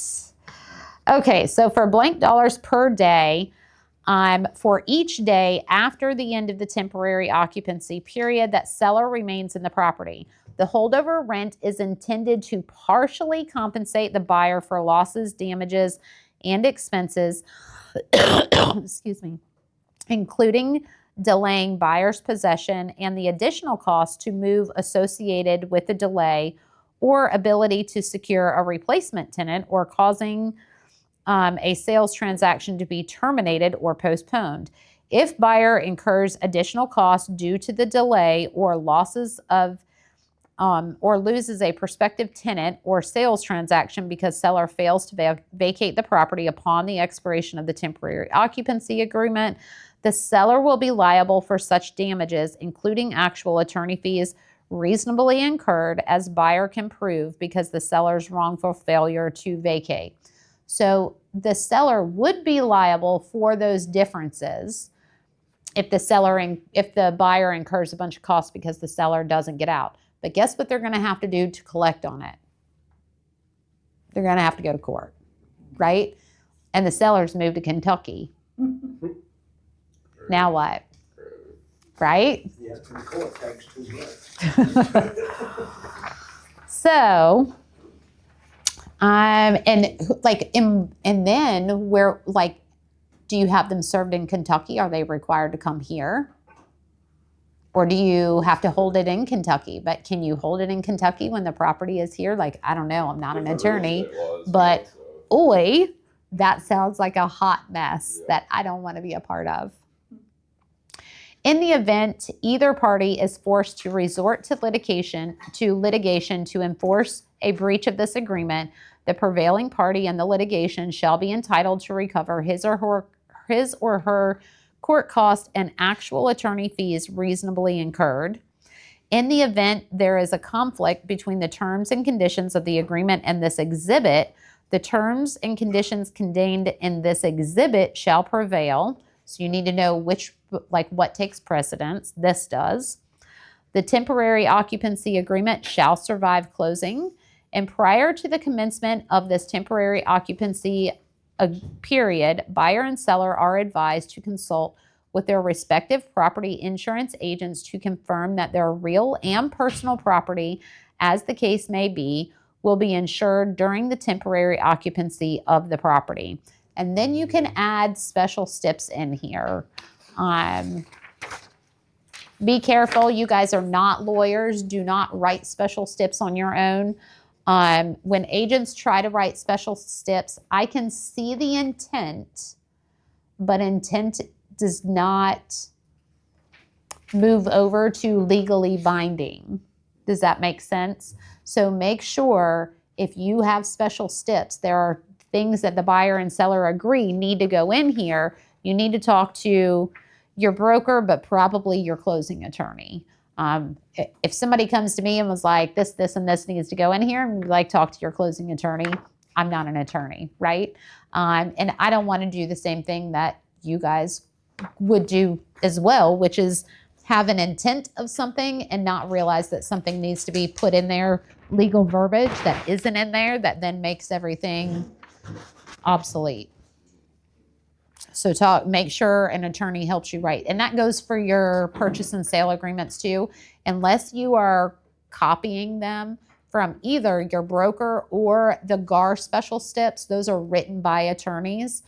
And there is verbiage that needs to be word for word, the entire thing copied and pasted, not let me pick out a sentence out of here, because there's specific things in there that have to be in there. So make sure that we don't move ourselves over into practicing law without a license. That doesn't sound fun. Okay, so temporary occupancy, we went over everything on this, right? Can you believe it's just initials on here? Like what? Okay. Yeah. Well, they put everything in caps in that last. I'm like with the insurance. I'm like, Right. I feel like that's a warning. Yeah. It's a big warning. Yep. Okay, temporary occupancy for buyer prior to closing. I'm going to skip the whole first paragraph. The seller shall give the buyer occupancy on the date of. Seller has confirmed that if property is located in a limited access community, that buyer shall be given access to property prior to closing. So if your buyer is moving in early to a subdivision that has a community pool, the buyer has to get access when they are moving into the home, not when they actually close on the home. Buyer shall pay the seller as compensation for the use of the property. Why is this not in the seller side? Buyer shall pay seller as compensation for the use of property the sum of blank per day, blank dollars per month, computed on a 30-day basis, payable in advance, and thereafter on the blank day of each month, until such time as the closing of the sale of the property to buyer is consummated. Buyer shall pay said rental to, are you going to put in the seller's name probably, at the following address. Buyer acknowledges and agrees that no part of the rental shall be applied to the purchase price of the property. Said rental shall be prorated at the time of closing, at which time any excess rental paid shall be returned to the buyer. Buyer has paid to the seller a security deposit of blank dollars as a method acceptable to the seller, with receipt of which is hereby acknowledged by the seller. The security deposit shall be deposited in the seller's bank account within 3 banking days of receipt, this with seller retaining any interest thereon.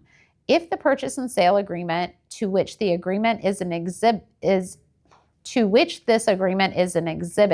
closes in accordance with its terms, the security deposit shall be credited to the buyer at the time the sale is consummated. In the event the sale is not consummated due to the default of buyer, the seller shall be entitled to deduct from the security deposit any unpaid rental payments, any accumulated late charges or return check charges, and the expense of repairing any damage to the property caused by the buyer, normal wear and tear excepted. In the event of deductions from the security deposit, seller shall provide buyer with a written statement identifying the exact reasons for the retention thereof, including a comprehensive list of damages within 30 days after the seller obtains possession of the property. In the event seller, his or her spouse, or his or her minor children collectively own more than 10 rental units, the seller shall additionally comply with the requirements set forth in OCGA 44731. I'm not going to list all the different ones. Buyer will accept the property in its present condition, except as provided in this agreement, and as follows. Buyer's inspectors or representatives at buyer's expense and at reasonable times during normal business hours shall have the right to shall have the right and responsibility to enter upon property for the purpose of making a diligent, prudent, and competent inspection, including conducting a final walkthrough by examining, testing, and surveying property. Buyer agrees to assume all responsibility for the acts of himself, his inspectors, and representatives in exercising his rights under this paragraph, and agrees to hold seller, broker, and brokers affiliated licensees harmless for any damages or injuries resulting therefrom. The inspection of property shall include, but is not limited to, termites, wood-destroying organisms, all appliances remaining with property, heating and air conditioning systems, plumbing, including without limitation, sewer, septic, water well systems, pool, and spa, electrical systems, roof, gutters, structural components, foundation, fireplaces and chimneys, drainage conditions, or evidence of excessive moisture adversely affecting the structure, excessive levels as defined by the EPA of radon, toxic wastes, hazardous substances, including but not limited to lead, mold, asbestos, and I don't know what that is. Well, thank you. What is that? What's that from? Do you know? No. I should probably find that out, huh? Or other undesirable substances, any other condition or circumstance which may adversely affect property and any personal property described in this agreement. Said inspection or inspections are to be completed prior to occupancy, and buyer must object in writing at the time of occupancy to any defects in property or waive any further claim in relation thereto. Commencing on the date of occupancy, buyer shall maintain said property in good working order, shall keep the roof watertight, and shall properly maintain the grounds of property. The responsibility of seller for property shall end upon occupancy of property by buyer. So that's important. The buyer, here now imagine this happening, buyer moves in early. They're moving in 2 weeks early so their kids can get started in school. Sounds like, legitimate, like we need to get this done. And then the AC breaks. This is all prior to closing, correct? Mm-hmm. Yeah, so that last sentence is the whole problem with all this. Yep. So now everything falls on the buyer, right? Except buyer says, well, now the roof has to be replaced. I'm not replacing the roof. I'll just not close on the property. Okay. Buyer shall make no alterations, repairs, or improvements to the property without first obtaining the prior written consent of seller. Do not let them go in and start painting and put in new floors.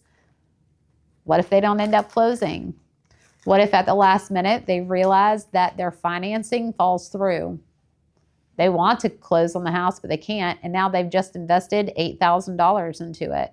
What about if because I had a buyer one time that wanted to bring like a storage unit, because that's the only day they could deliver on, but they was gonna close like the day after. Right. I'm typically okay with that, and when they're like, oh, we've got to do this, I will end up negotiating like use of the driveway where the storage unit can sit, and the tenant or the buyer getting renter's insurance on it so that if something happens to it, it's covered without them actually occupying the property. Would you write it up in an agreement that they have to get those things? Definitely. Yeah. So that was made part of an amendment where we said buyer and seller agree that the buyer may put their I forget what company that they used, the little pods, that they were allowed to put that in the driveway until closing and blah, blah, blah. And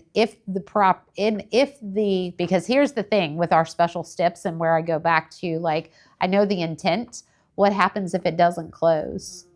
How long does this, so there's all of these questions that you don't think about, well, I think about. So I'm like, if the property terminates for any reason, the buyer will have 48 hours to have it removed from the property. Like you've got to answer all of those what ifs in your special steps. Do you put the rental car insurance on it too? Do they have to have rental insurance? Mhm. Yep. And that the buyer acknowledges that the only way their stuff is going to be covered is if they have their own renter's policy. So, because they don't own the house. Notwithstanding any other provision to the agreement to the contrary, in the event that the sale is not consummated for any reason, any alterations, repairs, or improvements made pursuant to this paragraph shall be the sole property of seller, and buyer shall not be entitled to be reimbursed or compensated for making or having made any of said alterations, repairs, or improvements, and waives the right to assert or file any lien against the property. So we've answered the question, but even though it's in black and white, a buyer who goes in and puts in all new carpeting and then can't close on the house, do you think the buyer's going to go rip up all the carpeting and take it with them? They are. Let me just tell you, that's what they're going to do. And then you're going to end up in, well, not you, but they are going to end up in litigation because they've gotten rid of the old carpet and now there's no flooring. What a mess. In the event that the buyer makes any alterations, did I already read that? In the event that they make any alterations, repairs, or improvements to the property in accordance with paragraph 6, the buyer agrees to indemnify and hold harmless seller, seller's broker, buyer's broker, and their affiliated licensees from any claim or loss, including reasonable attorney fees relating to personal injuries or property damage caused by or arising out of the making of said alterations, repairs, or improvements.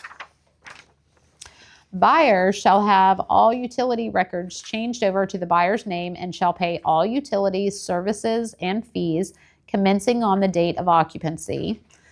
9, the seller shall, at seller's expense, retain fire and extended insurance coverage on property until date of closing.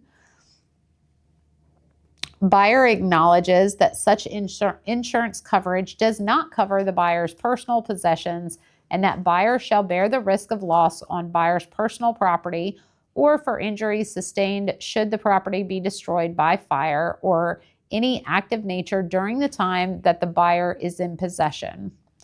Buyer acknowledges that this exhibit merely grants buyer the right to occupancy, right to occupy property prior to the consummation of the date.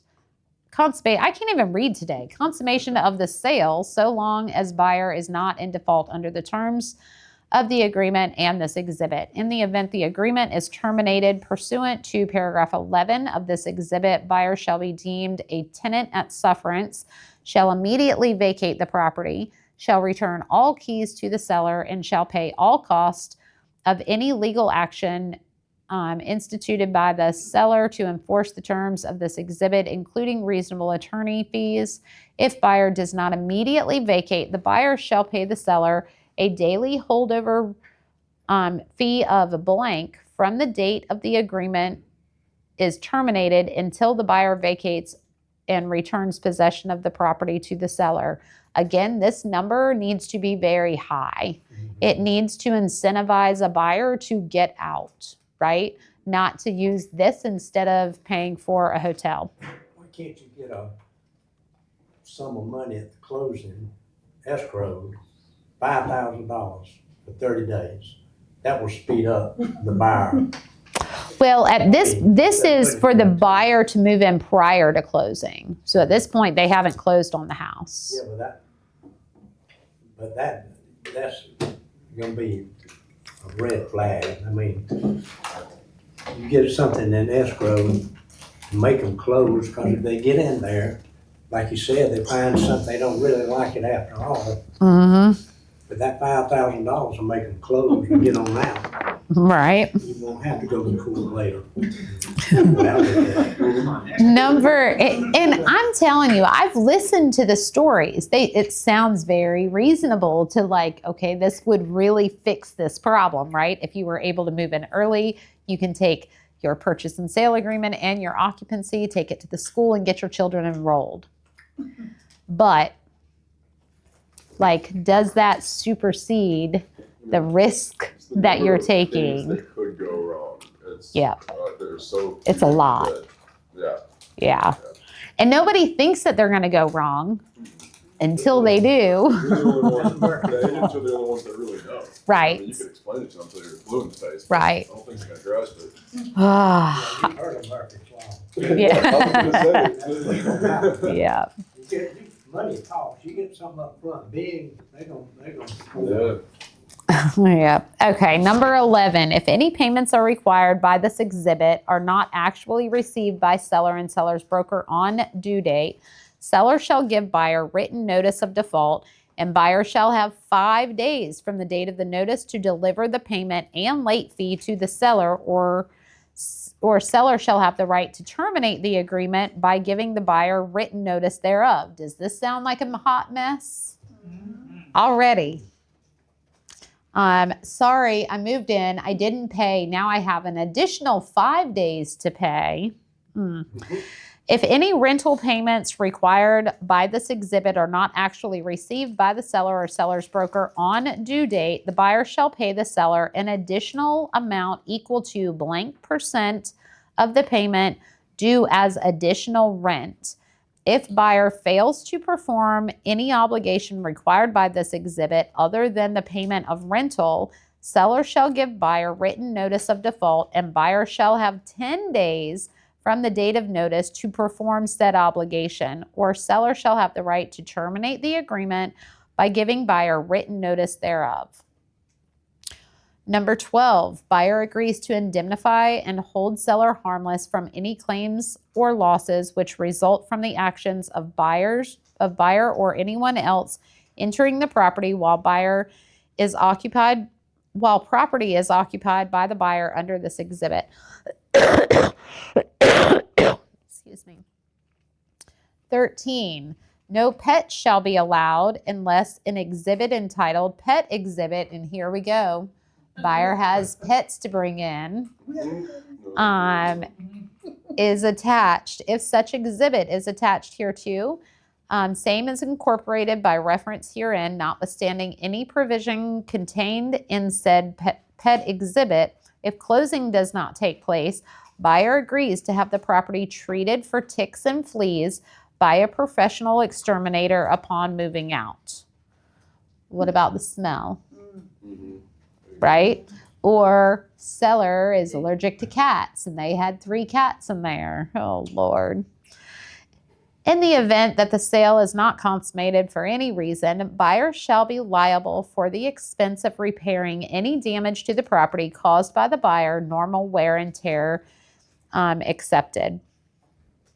Number 15, seller shall remove seller's personal property from the property prior to the occupancy of the I feel like I'm reading this wrong. Seller shall remove seller's personal property from the property prior to the occupancy of the property by buyer. Like, geez. Except for those items that are to remain with the property as set forth in the fixtures checklist attached hereto and incorporated herein. At the time, so if you're doing this, one of the disclosures is going to be required because you've got to have that attached checklist.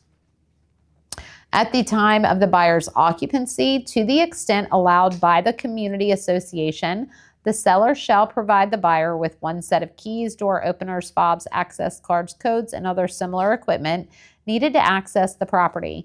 The seller shall also cooperate with the community association to provide the buyer with access to the community and community amenities.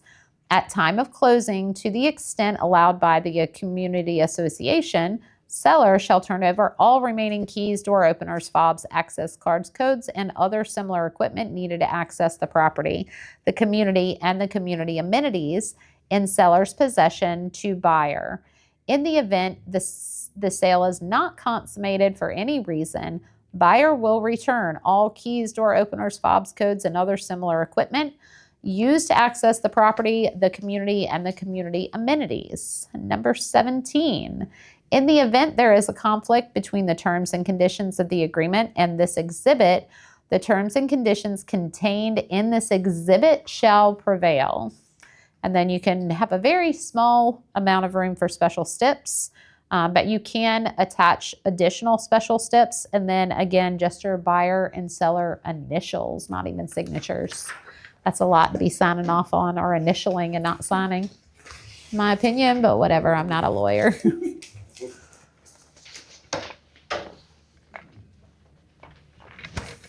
How are you guys feeling about occupancy prior to closing and after closing? I don't like it. What time are we at? 1:31. Oh, we go till 2. Okay, well, the only thing left we have is the community association disclosure. Okay, now I do, if you guys have done, if you've been doing community association disclosures, and especially if you've been one of my agents, 40 is now gone. That has been the most missed compliance thing, and I am so thankful that it's gone. Yep, exactly. Yep. So it used to, when we get to it, I'll tell you what it used to be and what it is now. Okay, gotcha. But I cannot tell you how happy I am that they changed it. So this exhibit is part of an agreement with an offer date of blank, with a property known as, with the address. Seller's directions. Oh, hang on. Let's go this way. Can you pass? Where are we on? Seller's property? Nope, we're on the CAD. Does anybody have? Here they go. I think these are some. Oh, were these them? No. But here's one. Here they are.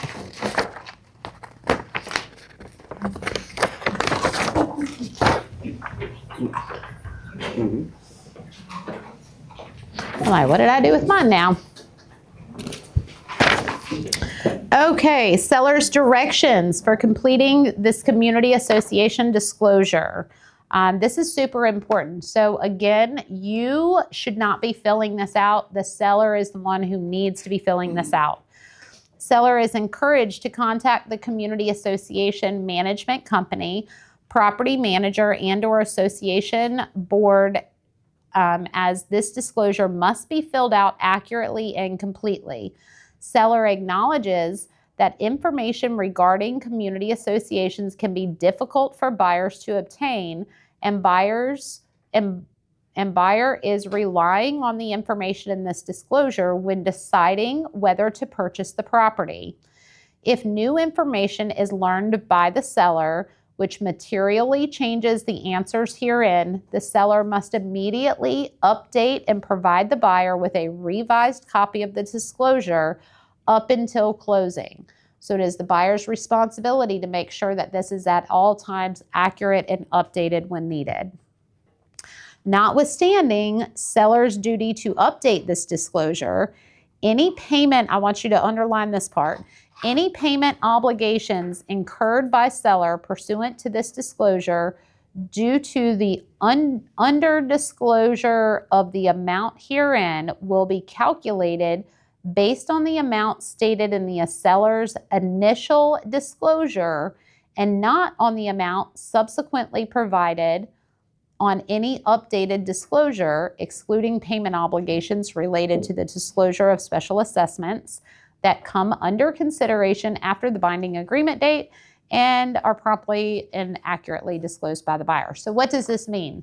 When your seller is filling this out, if they put $300 in here and it turns out to be $700, even if they update the amount to $700, it was still initially disclosed as $300, and the seller has to pay the difference, not the buyer.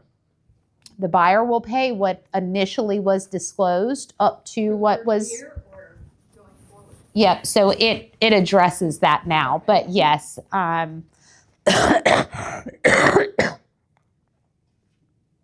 Buyer's use of disclosure. I'm sorry, this is a terrible cough.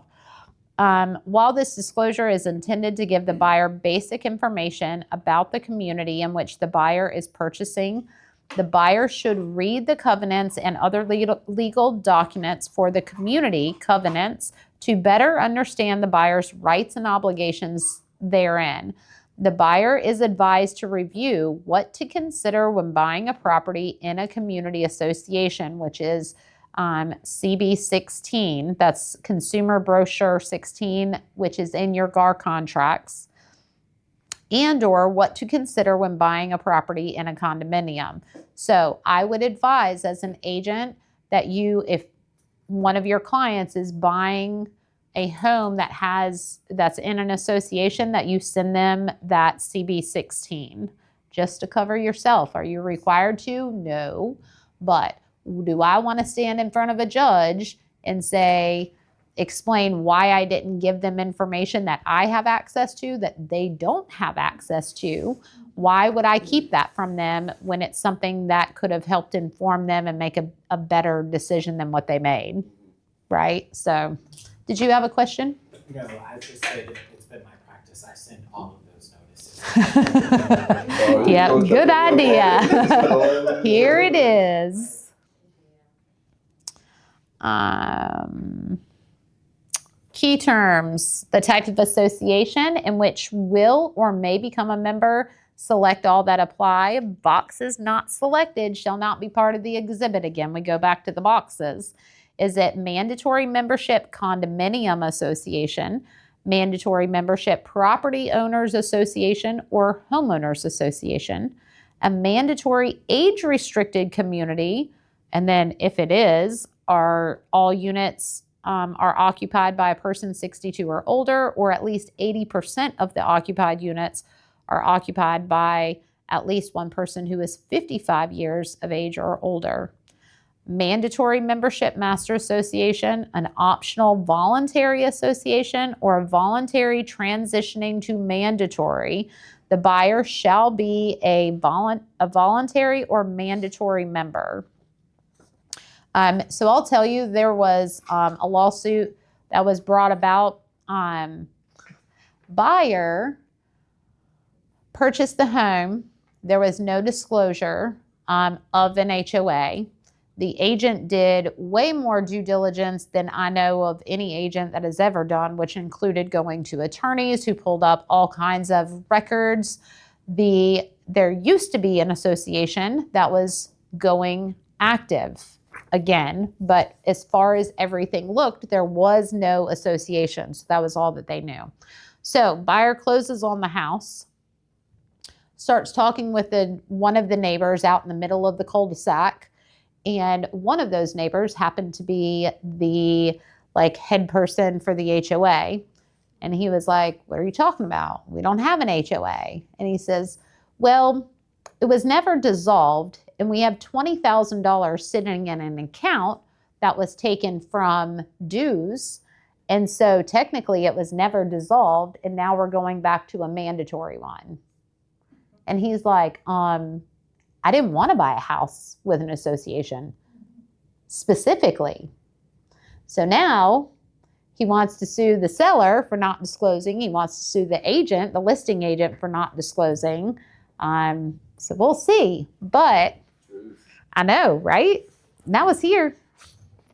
So. Yeah, I wonder who gets to say so over starting an HOA back up or at all. Right. Who gets the final say? Well, and I guess the problem comes from the fact that there was still money in there. It never could have been dissolved. Mm-hmm. So I don't know how it looked like it was dissolved. It just wasn't active, and they weren't actively collecting money, but it was never dissolved. Yeah. So it technically was active, even though they weren't doing anything. It wasn't dormant. It was active, but it wasn't doing anything. Right. Okay. Gotcha.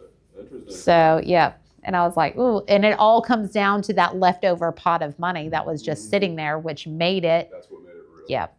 Okay. Let's start asking people. Right? Can I talk to the president of the HOA? But what if the seller didn't know about it? Well, and the seller didn't know. Yeah. And the attorney had seen a bunch of previous homes in there that all said no disclosure. Then she went back further after she found out about all of this. She went back years in the MLS and found some that did have an HOA that showed that, in the MLS where you can see if there's an HOA or not. But it wasn't even that. Like, she went to the attorney and was specifically like, hey, attorney, can you go do some research on this and ensure, because this is important to my buyer, that we know that there used to be one, but everything that we look at says that it's not an active HOA. And the attorney came back and said, I can't find anything that says it's an active HOA. But there wasn't anything that said that it wasn't either. So I was like, oh, that's ugly. Contact information. And that hasn't gone to court yet. Like, that was very recent, like within the last 2 months. Not our brokerage, but I know the agent. Contact information for the association, that needs to be filled out completely. Annual regular assessments, association dues. The association dues are paid in the following installments. Select the boxes that reflect how dues are paid. Any boxes not checked or not part of this agreement. Are they per year, month, quarter, semi-annually? If applicable, the buyer will be required to pay a mandatory fee for blank, which is currently blank dollars per, is that month or year? The fee does not include special assessments, transfer, initiation, and admin fees, utility expenses billed based upon usage, and move-in and move-out fees. B, if applicable, the association dues for the master association, the same thing. Are they per year, month, quarter, semi-annually? And then the same thing for any mandatory fees. Special assessment. So this is where 4D used to be like what everybody got compliance on. Buyer's total portion of all special assessments under consideration is blank dollars. Buyer's total portion of all adopted special assessment is blank dollars. Adopted special assessment shall be paid as follows. Select all that apply. Any that are not selected are not part of the agreement. Monthly, quarterly, semi-annually, annually, or other. And now number 5. Buyer will pay blank dollars for all transfer, initiation, and admin fees. Highlight this. Seller will pay any transfer, initiation, and admin fees above this amount. That means when they disclose $300, because that's what they paid and that's what they think that it is, when it turns out to be $800, they are paying the $500 difference. Your seller needs to know the importance of this being filled out accurately and not guessing on it.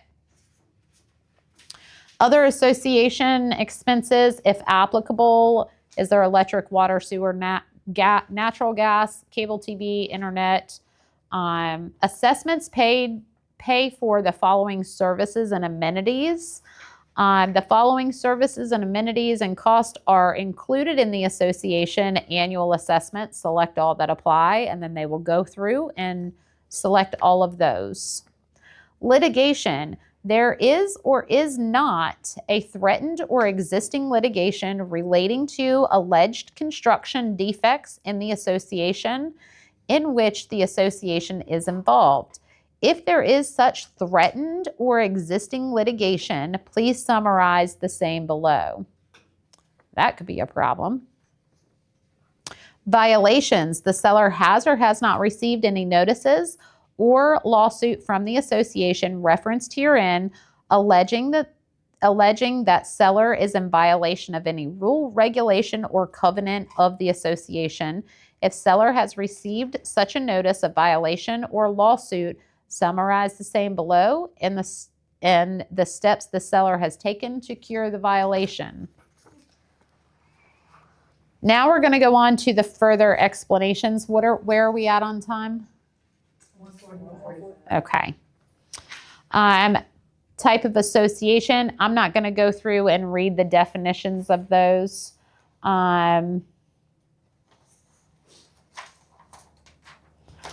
the contact information, consent of buyer to reveal information to association. The buyer hereby authorizes the closing attorney to provide the association with any contact information for the buyer in its possession. The closing attorney may rely on this authorization.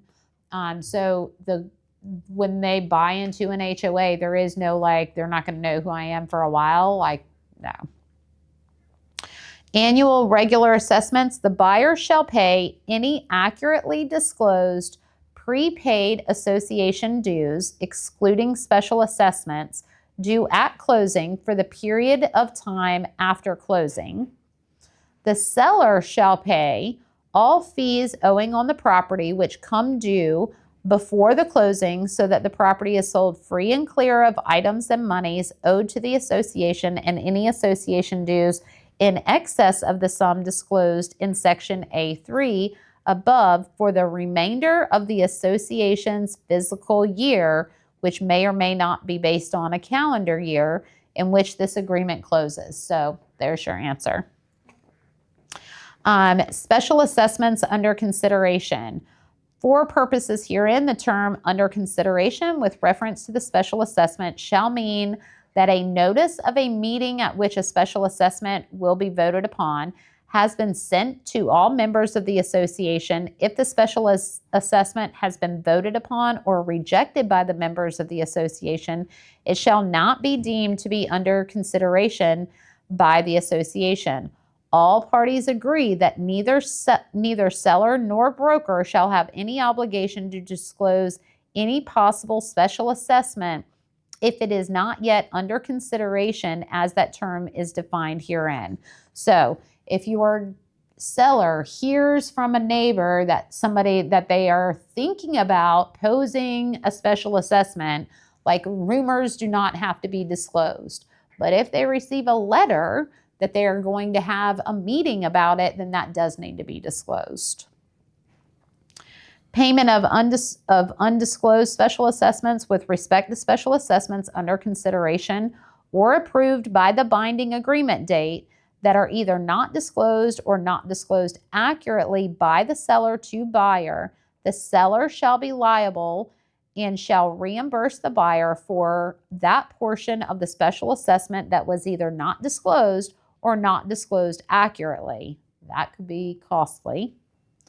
Payment of disclosed special assessments with respect to special assessments under consideration or approved and accurately disclosed. If an unpaid special assessment is due but may be paid in installments, it shall be deemed to be due in installments for purposes of determining whether it is to be paid by the buyer or seller.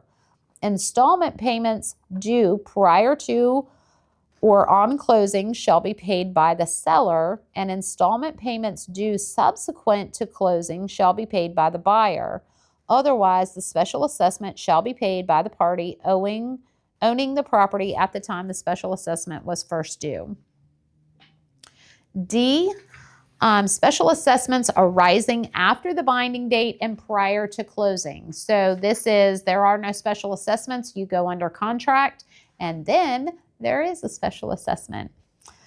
With respect to special assessments that only come under consideration after the binding agreement date and prior to the closing date are disclosed by the seller to buyer within 7 business days of the date of the notice of a meeting at which the special assessment will be voted upon. So underline that and make sure that your seller knows that if during their listing agreement, while they're under contract, if they receive a notice, they are required within 7 days to notify the buyer. And now I get to find it again. Hang on. 1, if the special assessment is adopted, that portion due prior to or on closing shall be paid by the seller. Notwithstanding the above, if the buyer's portion of any or all special assessments that come under consideration after the binding agreement date and prior to closing is in excess of the sum of annual association dues disclosed in Section 4 or A4 above, the buyer shall have the right, but not the obligation, to terminate this agreement upon notice to the seller. So this is what used to be, you had to fill in an amount. So I'm so thankful that they changed this. If it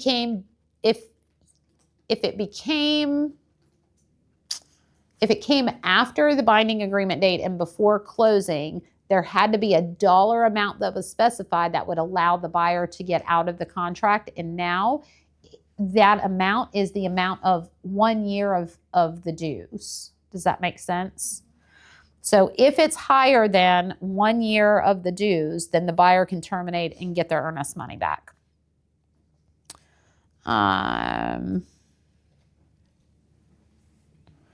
Provided that the buyer terminates the agreement within 5 days of being notified of the above, after which the buyer's right to terminate shall be deemed waived.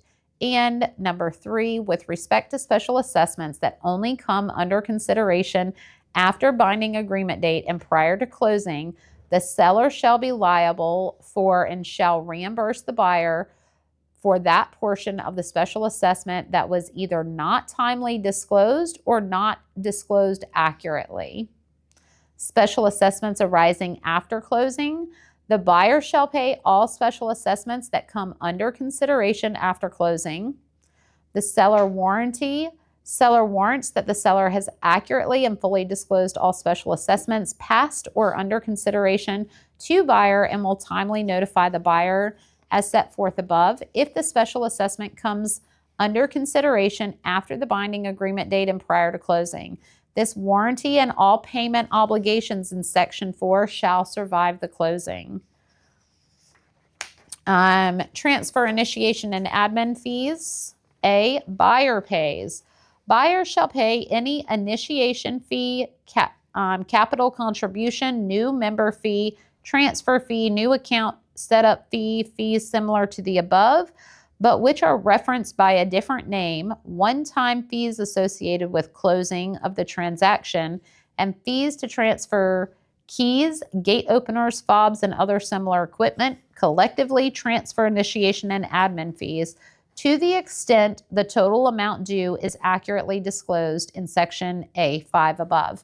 So the one thing that I'm going to tell you with the disclosure of all of your fees, if the seller says $300 and they turn out to be $800, the attorney is not going to dive through every contract that comes through and find out how much was actually disclosed.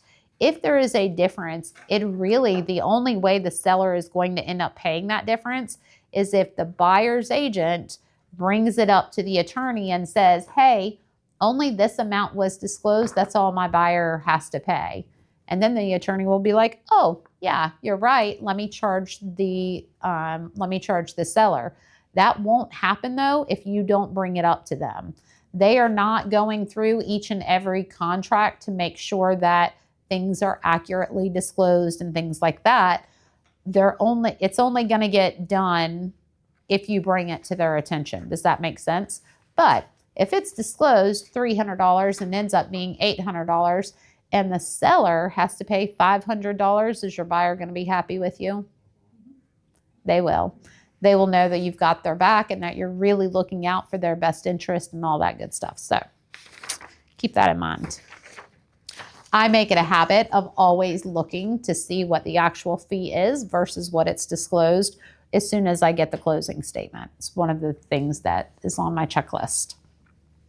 Seller pays. Seller shall pay transfer, initiation, and admin fees in excess of the amount disclosed in Section A5 above. In the event that the seller fills out in the above blank with NA or anything other than a dollar amount, or is left empty, it shall be the same as the seller filling the above blank with $0.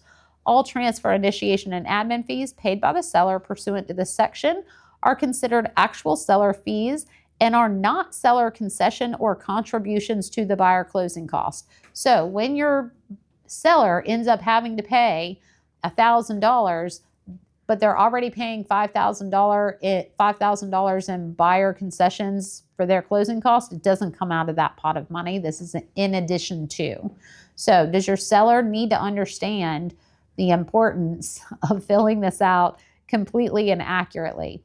Now, as a buyer's agent, I get this question a lot too. I'm the buyer's agent and I get the seller's disclosure, and there's, I've sold a house in here before and I know that the fees are $500, but that amount, that line is left zero. Am I going to send this back to the seller's agent and tell them to fix it? No, because that's your best interest of you. I'm just going to let them leave it blank. Then that's what's disclosed. My buyer's going to sign it. And then I'm going to tell my buyer, look, these are actually the fees. And I'm going to have the seller pay them because they didn't bother to disclose them to you.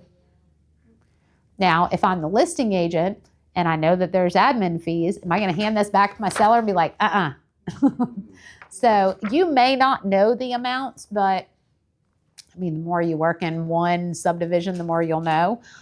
You can call the HOA yourself and verify.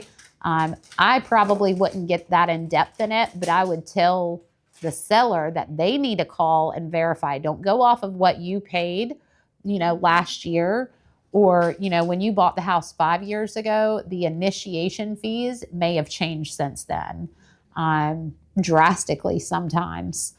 So don't tell them that because you're going to be paying the difference.